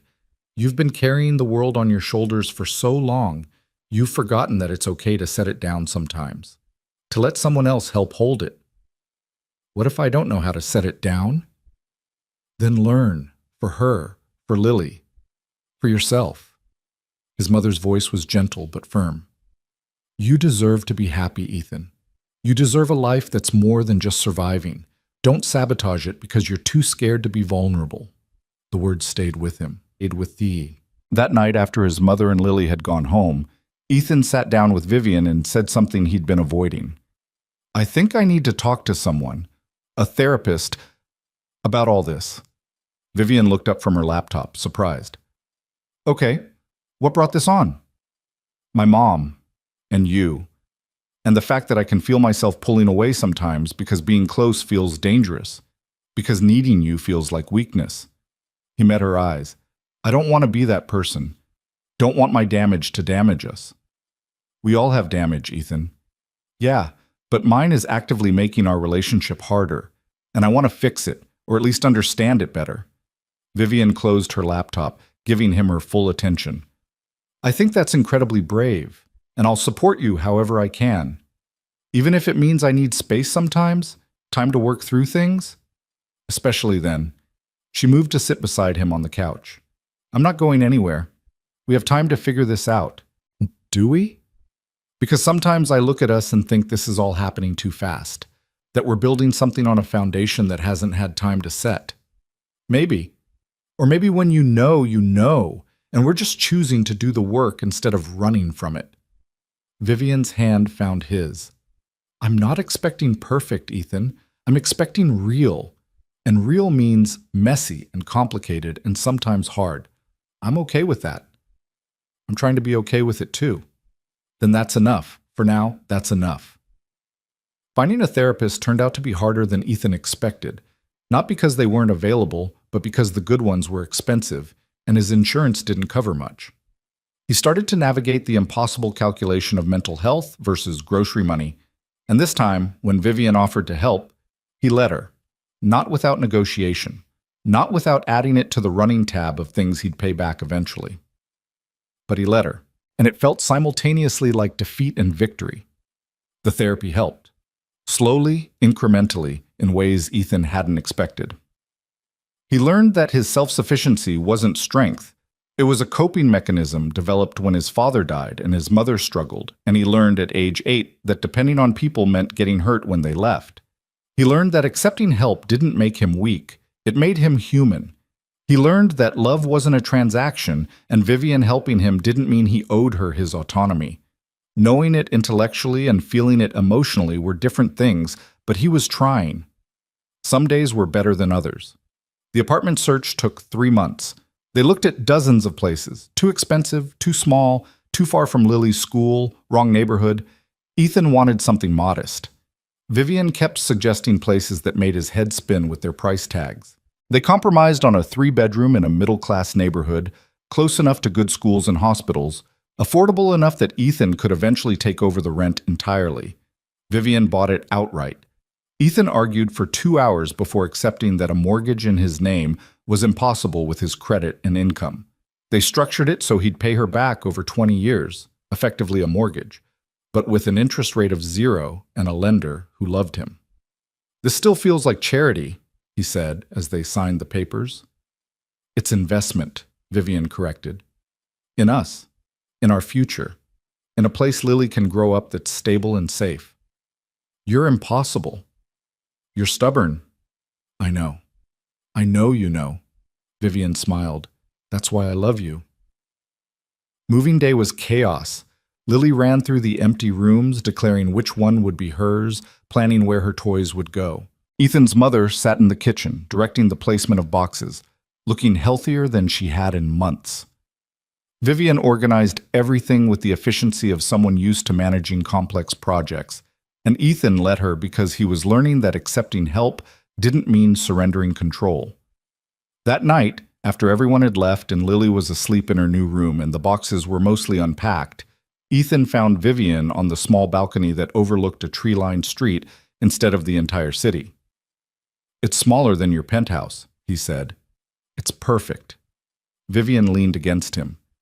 It feels like home. The penthouse never did. You're really going to move in here? Leave all that space and luxury for a middle-class apartment? In a heartbeat. if you'll have me. Ethan turned her to face him, his hands gentle on her shoulders. I'm still going to mess up, still going to have moments where I struggle with this, with us, with accepting that I deserve good things. I know, and I'm still going to struggle with not trying to fix everything, with letting you handle things your way even when I think I have a better solution. We're both works in progress. Progress is good. Progress I can work with. Then let's keep progressing, together. Ethan kissed her then, soft and slow and full of promise. When they pulled apart, Vivian was smiling. What? He asked. I was just thinking about that bet, the one Margot made, that you wouldn't give me 5 minutes of your time. That feels like a lifetime ago. It was. We're different people now. Better people? Braver people, Vivian corrected. People who chose the hard thing instead of the safe thing, who chose each other even when it didn't make sense. Does it make sense now? No. But I don't care. Sometimes the best things don't make sense. They just feel right. Ethan pulled her close again, looking out at their new neighborhood, their new life, their new beginning. It wasn't perfect, wasn't easy, wasn't anything like what either of them had planned. But it was theirs, built on honesty and compromise and the slow, difficult work of learning to love without conditions or scorekeeping or fear. In the apartment behind them, Lily slept peacefully in a room that was hers, in a home that was stable, with a father who was learning that being strong sometimes meant being vulnerable. And a woman who'd bet on a maintenance worker once and won everything that mattered. The bet was long forgotten, but what came after, messy and complicated and beautifully real, was worth more than any wager. Over the following months, they settled into a rhythm that was equal parts routine and revelation. Ethan finished his semester with his highest grades yet. Vivian slowly transitioned from the penthouse, bringing pieces of herself into the apartment in stages. Her favorite books, her coffee maker, her clothes gradually filling half the closet. They fought sometimes. About money, about boundaries, about how to parent Lily, about whose family to visit for holidays. But they also learned to fight productively, to say what they meant, to listen without defending, to compromise without keeping score. His mother got stronger, started talking about maybe volunteering, maybe traveling, maybe living instead of just surviving. She watched Ethan and Vivian together with knowing eyes and a satisfied smile, like she'd always known he'd figure it out eventually. And Lily bloomed, thrived in the stability, in having two adults who loved her unconditionally, in knowing her grandmother was getting better, in the simple security of a home that wasn't temporary or precarious or one crisis away from falling apart. One night, 6 months after moving into the apartment, Ethan lay in bed with Vivian curled against his side and realized something that should have been obvious but felt like revelation. He was happy. Not the temporary happiness of a good day or a solved problem, but the deep, sustainable happiness of a life that worked, that had room for joy and struggle and growth, that included people he loved who loved him back. "You're thinking too loud," Vivian murmured, half asleep. "Sorry, just realizing something." "What?" "That I'm glad you made that stupid bet. Glad you kept coming back even when I rejected you. Glad you were stubborn enough to see past my defenses." Vivian propped herself up on one elbow, looking down at him in the dim light. "I'm glad you finally said yes. Glad you let me in. Glad you were brave enough to ask for help when it mattered. It was the hardest thing I've ever done." "I know. That's what made it matter." Ethan pulled her down for a kiss, slow and deep and full of everything he still struggled to say out loud. When they parted, Vivian was smiling. "What are you thinking?" he asked. "That we should make it official." "Official how?" "Move in together, completely. No more penthouse to fall back on. No more hedging our bets. Just us. Committed. Building a life together." Ethan's heart stuttered. "You're sure?" "Completely." "Are you?" He thought about it, really thought about it, about what it would mean to fully intertwine their lives, to give up the safety net of independence, to choose partnership over self-sufficiency. "Yes," he said finally. "I'm sure, terrified, but sure." "Good. We can be terrified together." "Seems to be our thing." "Could be worse things to share," Vivian settled back against him. "We'll need to tell Lily, make it official with her too." "She'll be thrilled. She's been asking when you're staying for good." Smart kid. Gets it from her dad. Debatable.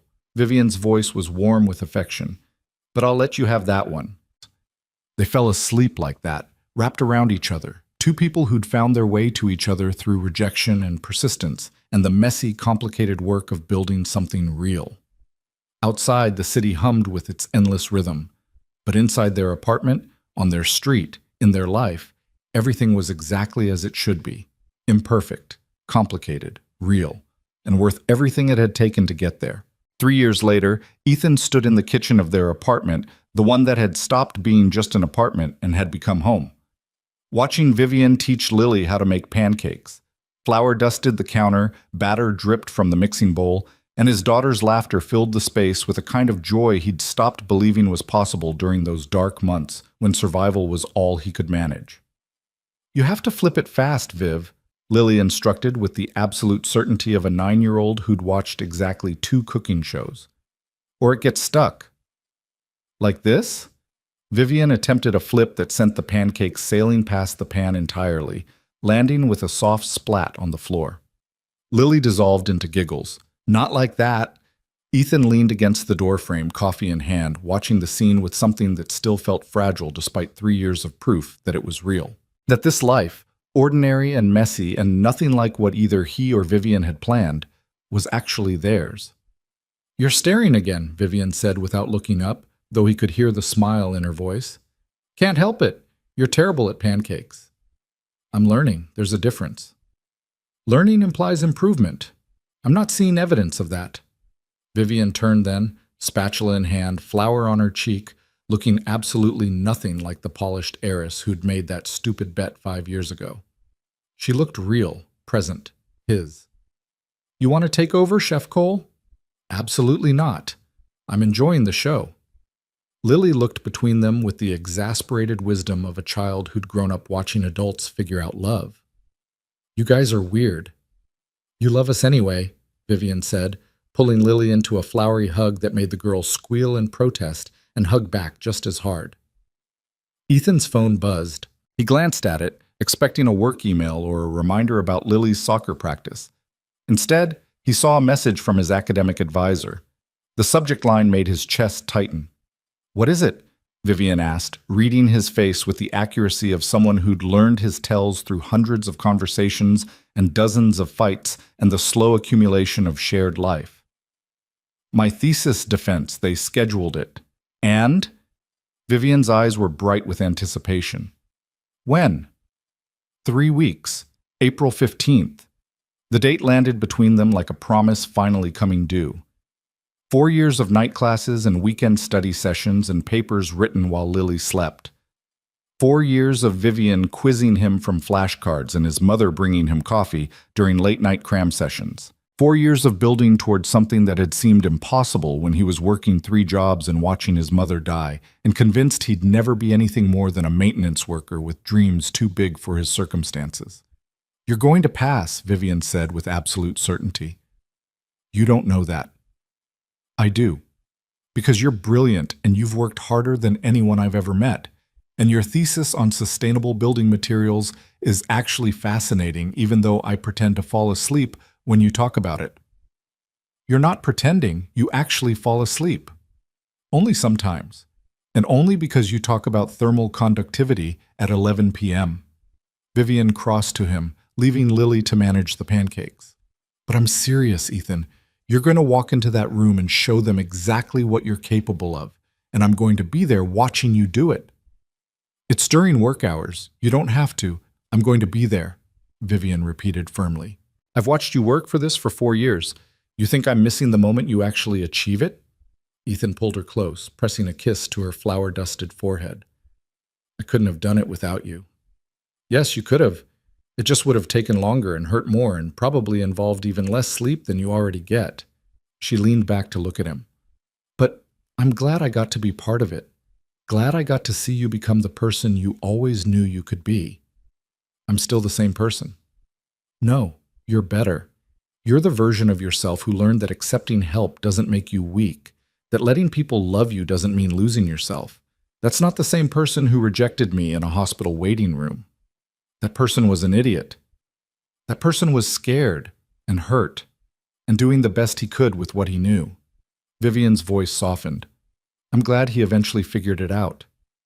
Me too. Guys, the pancakes are burning, Lily called from the stove, pulling them back to the immediate crisis of breakfast. The next 3 weeks blurred together in a haze of preparation and anxiety. Ethan practiced his presentation until he could recite it in his sleep. Vivian listened patiently to run-throughs, asked sharp questions that made him think deeper, and refrained from solving problems for him even when he knew she wanted to. His mother came over twice a week to help with Lily, bringing home-cooked meals and quiet encouragement. She looked healthy now, truly healthy, not just surviving, but thriving. The cancer had been in remission for 2 years. The doctors were cautiously optimistic about calling it cured. She'd started volunteering at a community center, teaching kids to read, living the life she'd deferred for decades while raising Ethan alone. You nervous? She asked him the night before his defense, finding him on the balcony where he'd gone to escape the noise in his own head. Terrified. Good. Means you care. She stood beside him, looking out at the neighborhood they'd both come to love. Your father would be proud, you know, of the man you've become, of the life you've built. Ethan's throat tightened. His father had been dead for 25 years, a ghost he barely remembered beyond fragments and photographs, but the mention of him still carried weight. I wish he could see it, see Lily, see all of this. Maybe he can. His mother squeezed his hand. I like to think he's watching, that he sees how you took all the hard things, his death, my illness, your struggles, and used them to build something beautiful instead of letting them break you. I almost let them break me. Would have, if not for Vivian. Maybe. Or maybe you would have found another way, but I'm glad it was her. Glad you found someone who sees you clearly and loves you anyway. She's too good for me. Probably. His mother smiled. But she chose you anyway. That's what matters. The morning of his defense, Ethan woke before dawn, his mind already racing through his presentation, anticipating questions, cataloging everything that could go wrong. Vivian stirred beside him, her hand finding his automatically. You're awake. Can't sleep. Because you're worried you'll fail, or because you're worried you'll succeed? The question caught him off guard. What? Which scares you more? Failing and proving your doubts right, or succeeding and having to figure out what comes next? Vivian propped herself up, her hair sleep-mussed, her eyes clear despite the early hour. Because I think success scares you more. Ethan wanted to argue but found he couldn't. She was right. Failure was familiar territory, something he knew how to navigate, how to fight against. Success meant stepping into unknown territory, meant actually claiming the life he'd been working toward, meant admitting he deserved good things. What if I don't know how to be successful? He asked quietly. What if I've spent so long struggling that I don't know how to do anything else? Then you'll learn. The same way you learned how to accept help, the same way you learned how to be in a relationship, the same way you learn everything, by doing it scared and messy and imperfectly until it starts to feel natural. You make it sound simple. It's not simple, it's terrifying, but you're good at terrifying. Vivian kissed him softly. Now get up. You have a thesis to defend. The defense was held in a small conference room at the university. Ethan arrived 30 minutes early, his presentation loaded, his notes organized, his stomach in knots. Vivian showed up 15 minutes before the scheduled time, dressed in a business suit that reminded him uncomfortably of the woman she'd been when they met, polished, professional, untouchable. Except she wasn't untouchable anymore. She crossed the room immediately, took his hands and said, "Breathe." "I'm breathing. Deeper. You're doing that shallow panic breathing that makes you dizzy." Ethan forced himself to take a full breath, then another. What if I forget everything? What if my research is flawed? What if they ask questions I can't answer? Then you'll say, I don't know, but I'll find out. You'll be honest. You'll be yourself. That's all you need to be. What if myself isn't enough? Vivian's grip tightened on his hands. It's always been enough.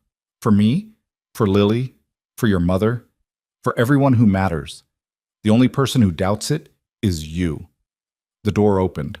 Lily burst in, followed by Ethan's mother, both of them slightly breathless from running. "We're here," Lily announced unnecessarily. "Grandma drove too slow and we almost missed it." "I drove the speed limit," his mother corrected mildly, "which apparently makes me ancient." "Are you ready, Daddy?" Lily asked, her face shining with absolute faith in him. Looking at his daughter, this brilliant, confident child who'd grown up watching him struggle and fight and refuse to quit, Ethan felt something shift.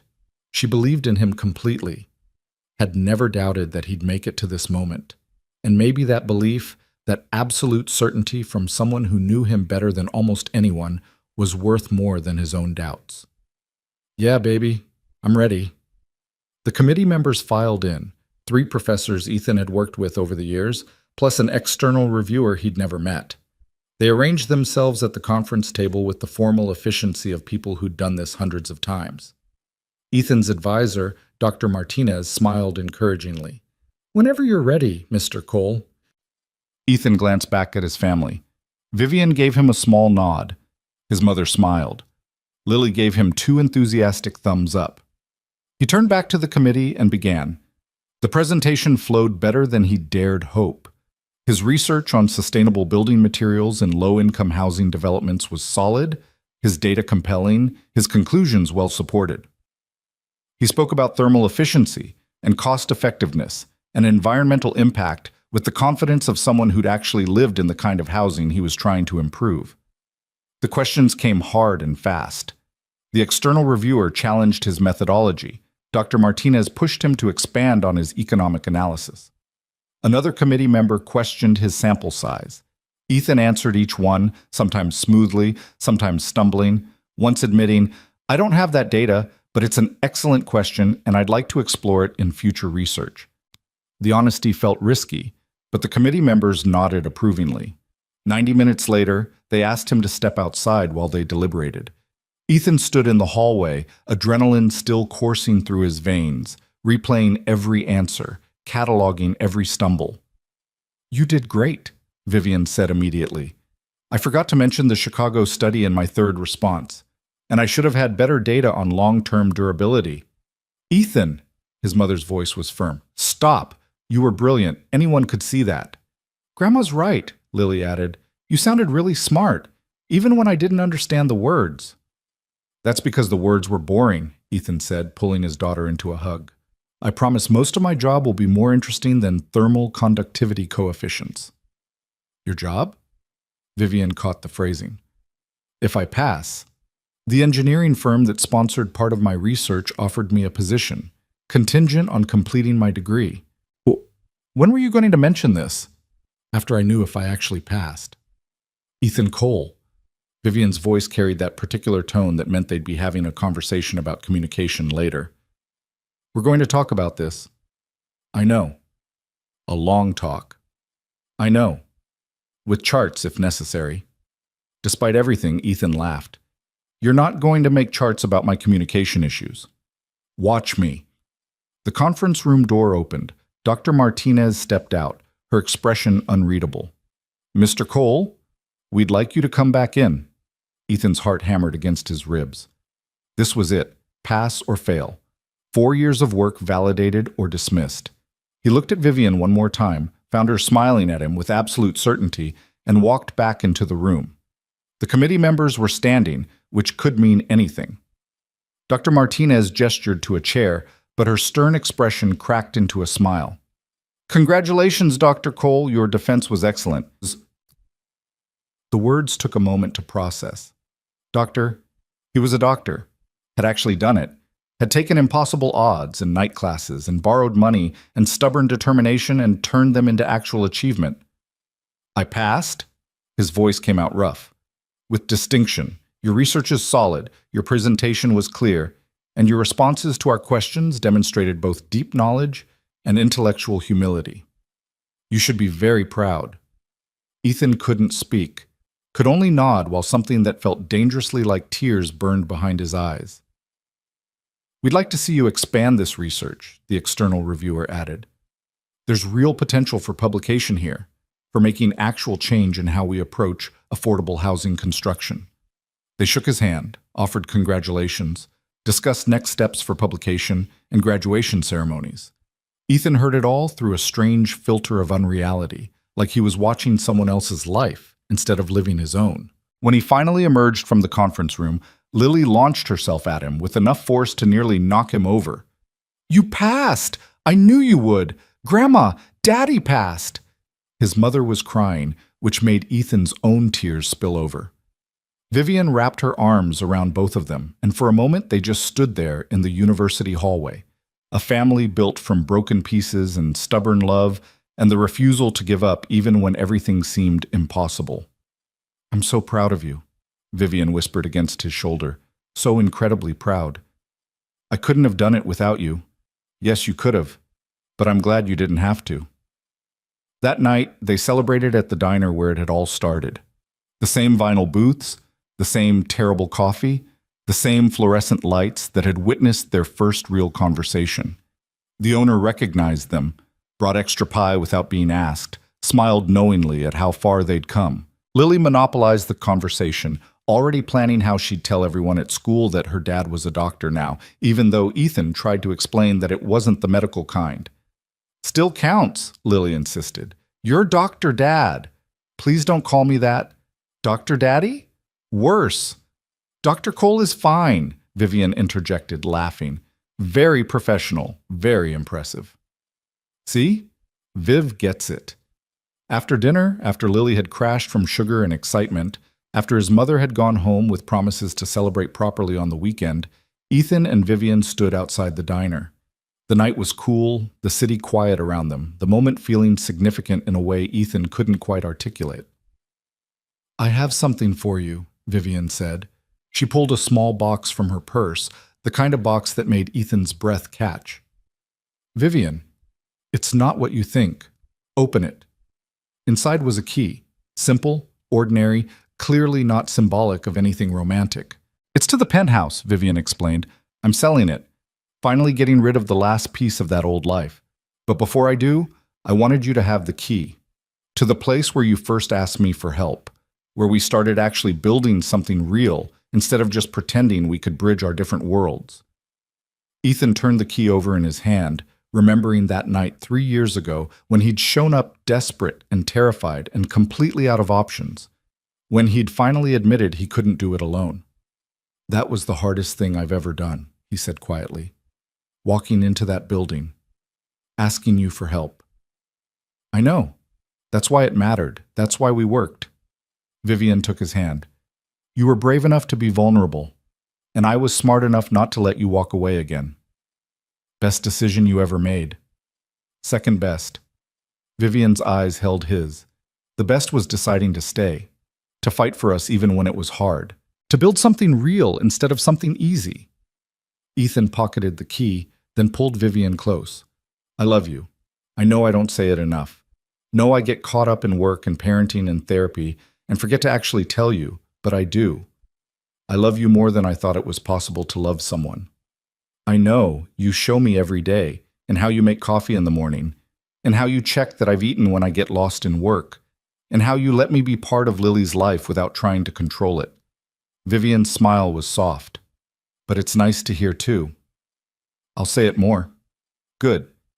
They stood there, in front of the diner where impossible had become possible, where a billionaire and a maintenance worker had found common ground over bad coffee and honest conversation. The bet that started it all was long forgotten. But what came after, messy and complicated and more real than anything either of them had experienced before, had become the foundation of something neither of them wanted to live without. "I have something for you too," Ethan said suddenly. "You do?" "Not here. At home." He took her hand. "Come on."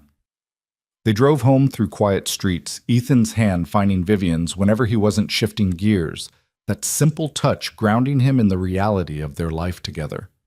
When they arrived, Lily was asleep on the couch where she'd collapsed watching her favorite show, and Ethan's mother had left a note saying she'd put herself to bed in the guest room. Ethan led Vivian to their bedroom, pulled a small box from his drawer, smaller than the one Vivian had given him, but infinitely more significant. "Ethan," Vivian's voice trembled, "is that? I've been carrying it for 2 months. Waiting for the right moment. waiting until I felt like I deserved to ask. He opened the box, revealing a simple ring, not a diamond, because diamonds felt too much like Vivian's old world. Instead, a sapphire, deep blue, set in a silver band he'd saved for over a year to afford. It's not expensive, not compared to what you could buy yourself, but it's mine. Earned from the job I got because you believed in me enough to help me finish school, from the life we built together. Ethan, you don't have to. I know I don't have to. I want to. Want to make this official.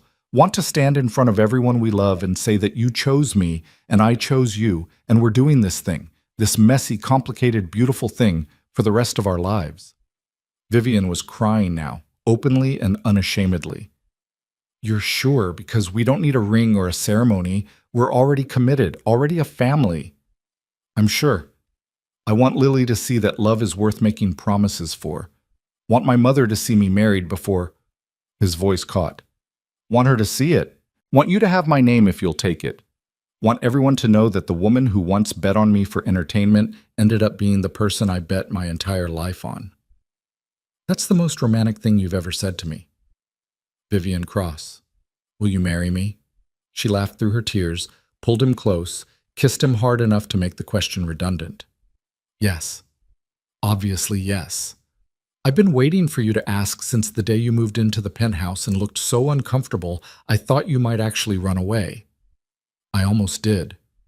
But you didn't. You stayed, and that's all that matters. Ethan slipped the ring onto her finger, and it fit perfectly, which Vivian immediately questioned. How did you know my size? Asked Lily to measure your finger while you were sleeping. You used our daughter for reconnaissance? She was very excited to help, made me promise she could be in the wedding. Of course she's in the wedding. She's the whole reason this works. She's the bridge between us. She's going to be impossible when she finds out we're engaged. Good. She deserves to be impossible sometimes. She's earned it.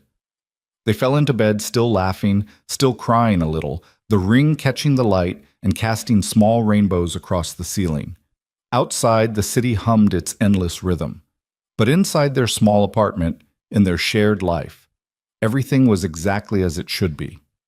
The wedding happened 6 months later, small and intimate in a garden Vivian's mother had loved before she died. Just family and close friends, nothing like the society event Vivian could have had, everything like the celebration of love they actually wanted. Lily was flower girl, taking her duties so seriously that she counted out each petal to ensure equal distribution. Ethan's mother cried through the entire ceremony, healthy and happy, and so grateful to see her son choose joy. Margot served as Vivian's maid of honor, leaning over during the vows to whisper, I told you that bet would change your life. When Ethan said I do, he meant it with every fiber of his being. When Vivian promised to love him in sickness and health, in wealth and poverty, through stubbornness and vulnerability, he knew she understood exactly what those words meant in the context of their specific, hard-won love. Their first dance was to a song neither of them particularly liked, but Lily had insisted on. They swayed together while their daughter watched with satisfaction, like she'd personally orchestrated the entire thing. You know she's going to take credit for this forever, Vivian murmured against his shoulder. Let her. She's not entirely wrong. True. She did tell me you were worth pursuing even when you were being impossible. Smart kid. Gets it from her dad. And her stepmom. Vivian pulled back to look at him. I like that. Stepmom. It feels real. It is real. All of this is real. Ethan kissed her softly. You're real. We're real. And I'm done questioning whether I deserve it. About time. Only took me 5 years and a lot of therapy. Well worth the wait. The engineering firm position turned out to be everything Ethan hoped and more challenging than he'd anticipated. He worked on affordable housing projects, on sustainable building initiatives, on making the kind of difference he'd dreamed about during those long nights in community college. The work was hard, the hours sometimes brutal, but he came home to a wife who understood, and a daughter who was proud, and a mother who was alive to see him succeed. Money was no longer the constant crisis it had been. Between his salary and Vivian's work, she'd taken a position at a nonprofit focused on education access, using her wealth and connections for actual good. They were comfortable, not wealthy by Vivian's old standards, but stable in a way that felt revolutionary to Ethan. He paid Vivian back slowly, steadily, exactly as they'd agreed. She tried to tell him it didn't matter, that the money was nothing compared to what they'd built together. He did it anyway, because keeping his promises mattered, because being a partner meant contributing even when it wasn't required. 3 years after the wedding, Lily turned 12 and announced she wanted a sibling. "You're going to have to take that up with Vivian," Ethan said, trying not to laugh at his daughter's serious expression. "I already did. She said it's up to you." "Did she now?" "She said you're the one who's nervous about it, that you worry about whether you can be a good dad to another kid when you're working so much."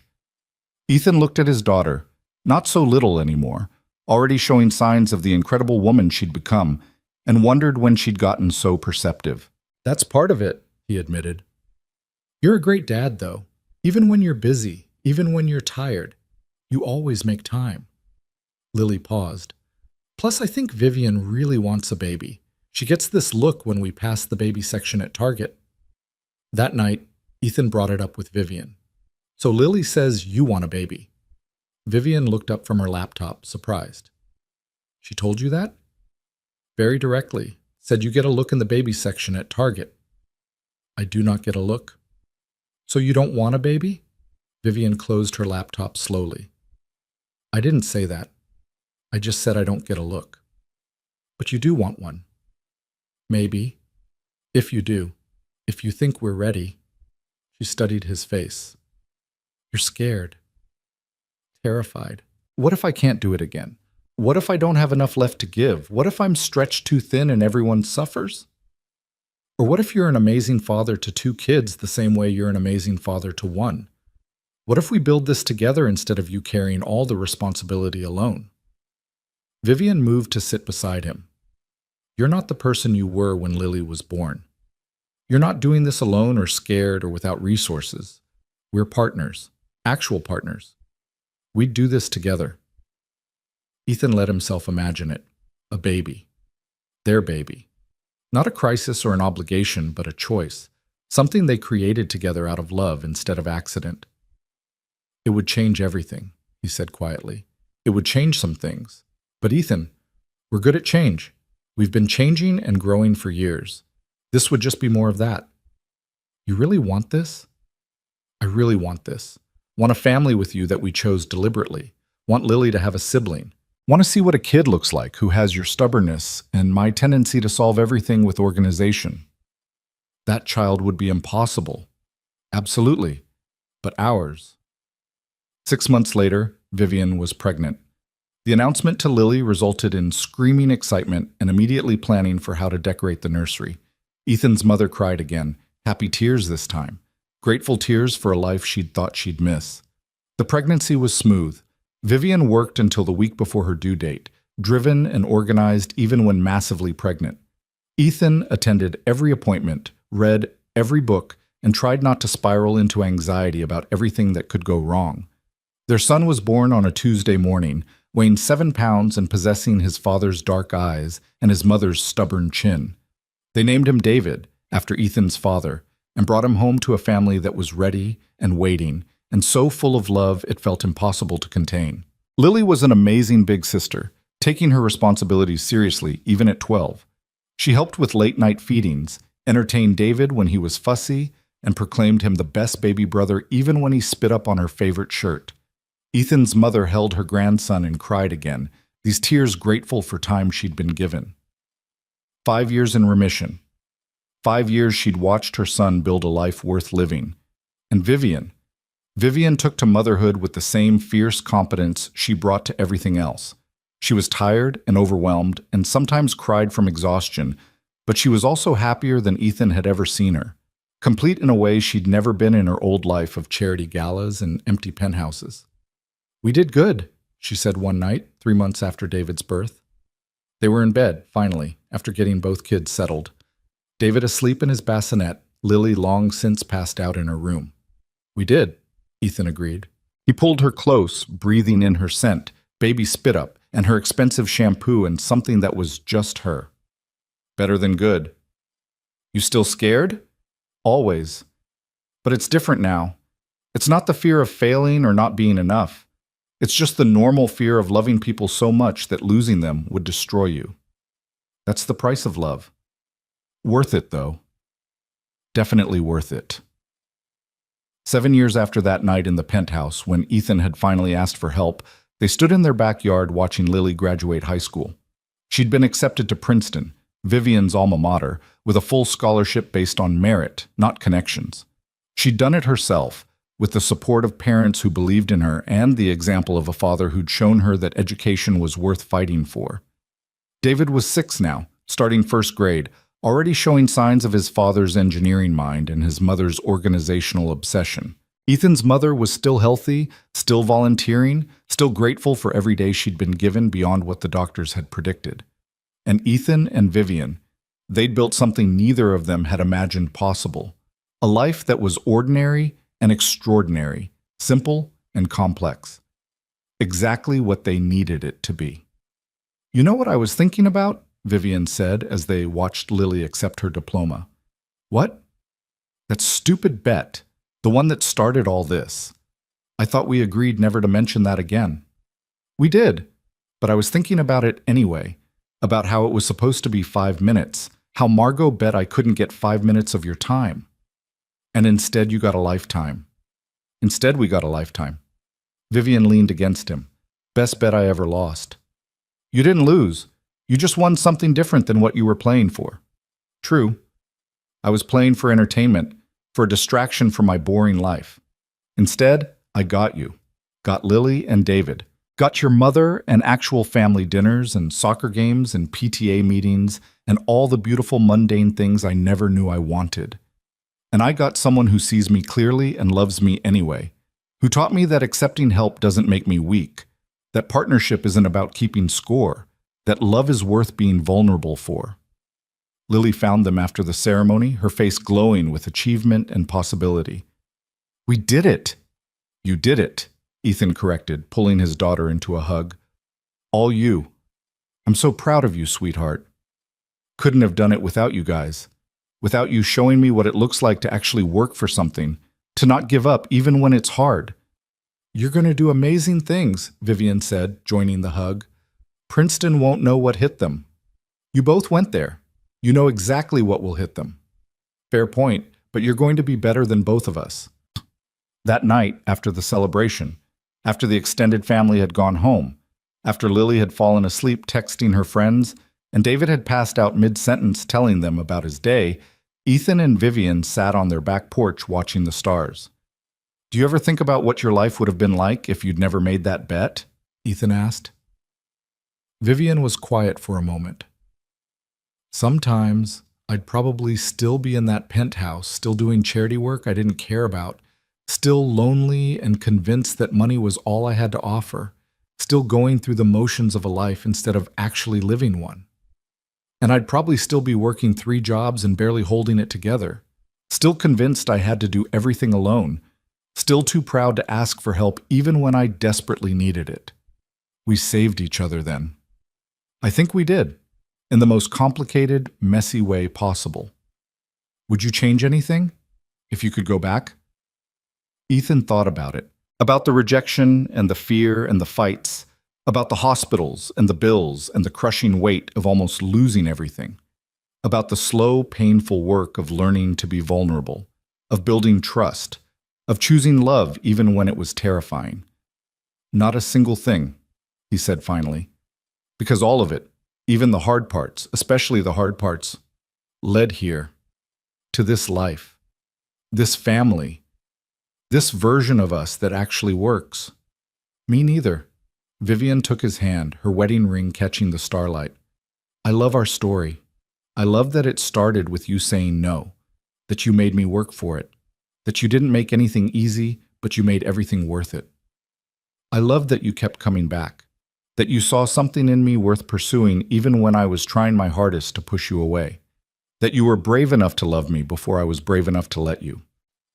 They sat in comfortable silence, 2 people who'd built a life from impossible odds and stubborn love and the willingness to keep showing up even when everything felt hard.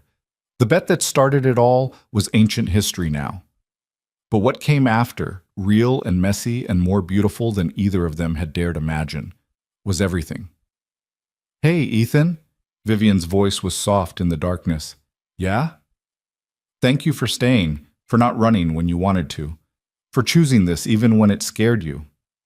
Thank you for making it worth staying for being patient while I figured it out, for loving me even when I didn't know how to love you back. You always knew how. You just had to learn to let yourself." And there, under the stars, in the life they'd built together from rejection and persistence and the messy, complicated work of real love, Ethan Cole pulled his wife close and thought about how far they'd come from that first night in a country club when an arrogant billionaire had made a careless bet about a maintenance worker who wouldn't give her 5 minutes. She'd been wrong about the 5 minutes, but she'd been right about everything else. Sometimes the best things in life come from the bets you lose, from the moments when everything goes wrong in exactly the right way, from the person who says no until they're ready to say yes and mean it with their whole heart. Vivian Cross had bet she could get 5 minutes of Ethan Cole's time. Instead, she got forever. And forever, it turned out, was exactly long enough.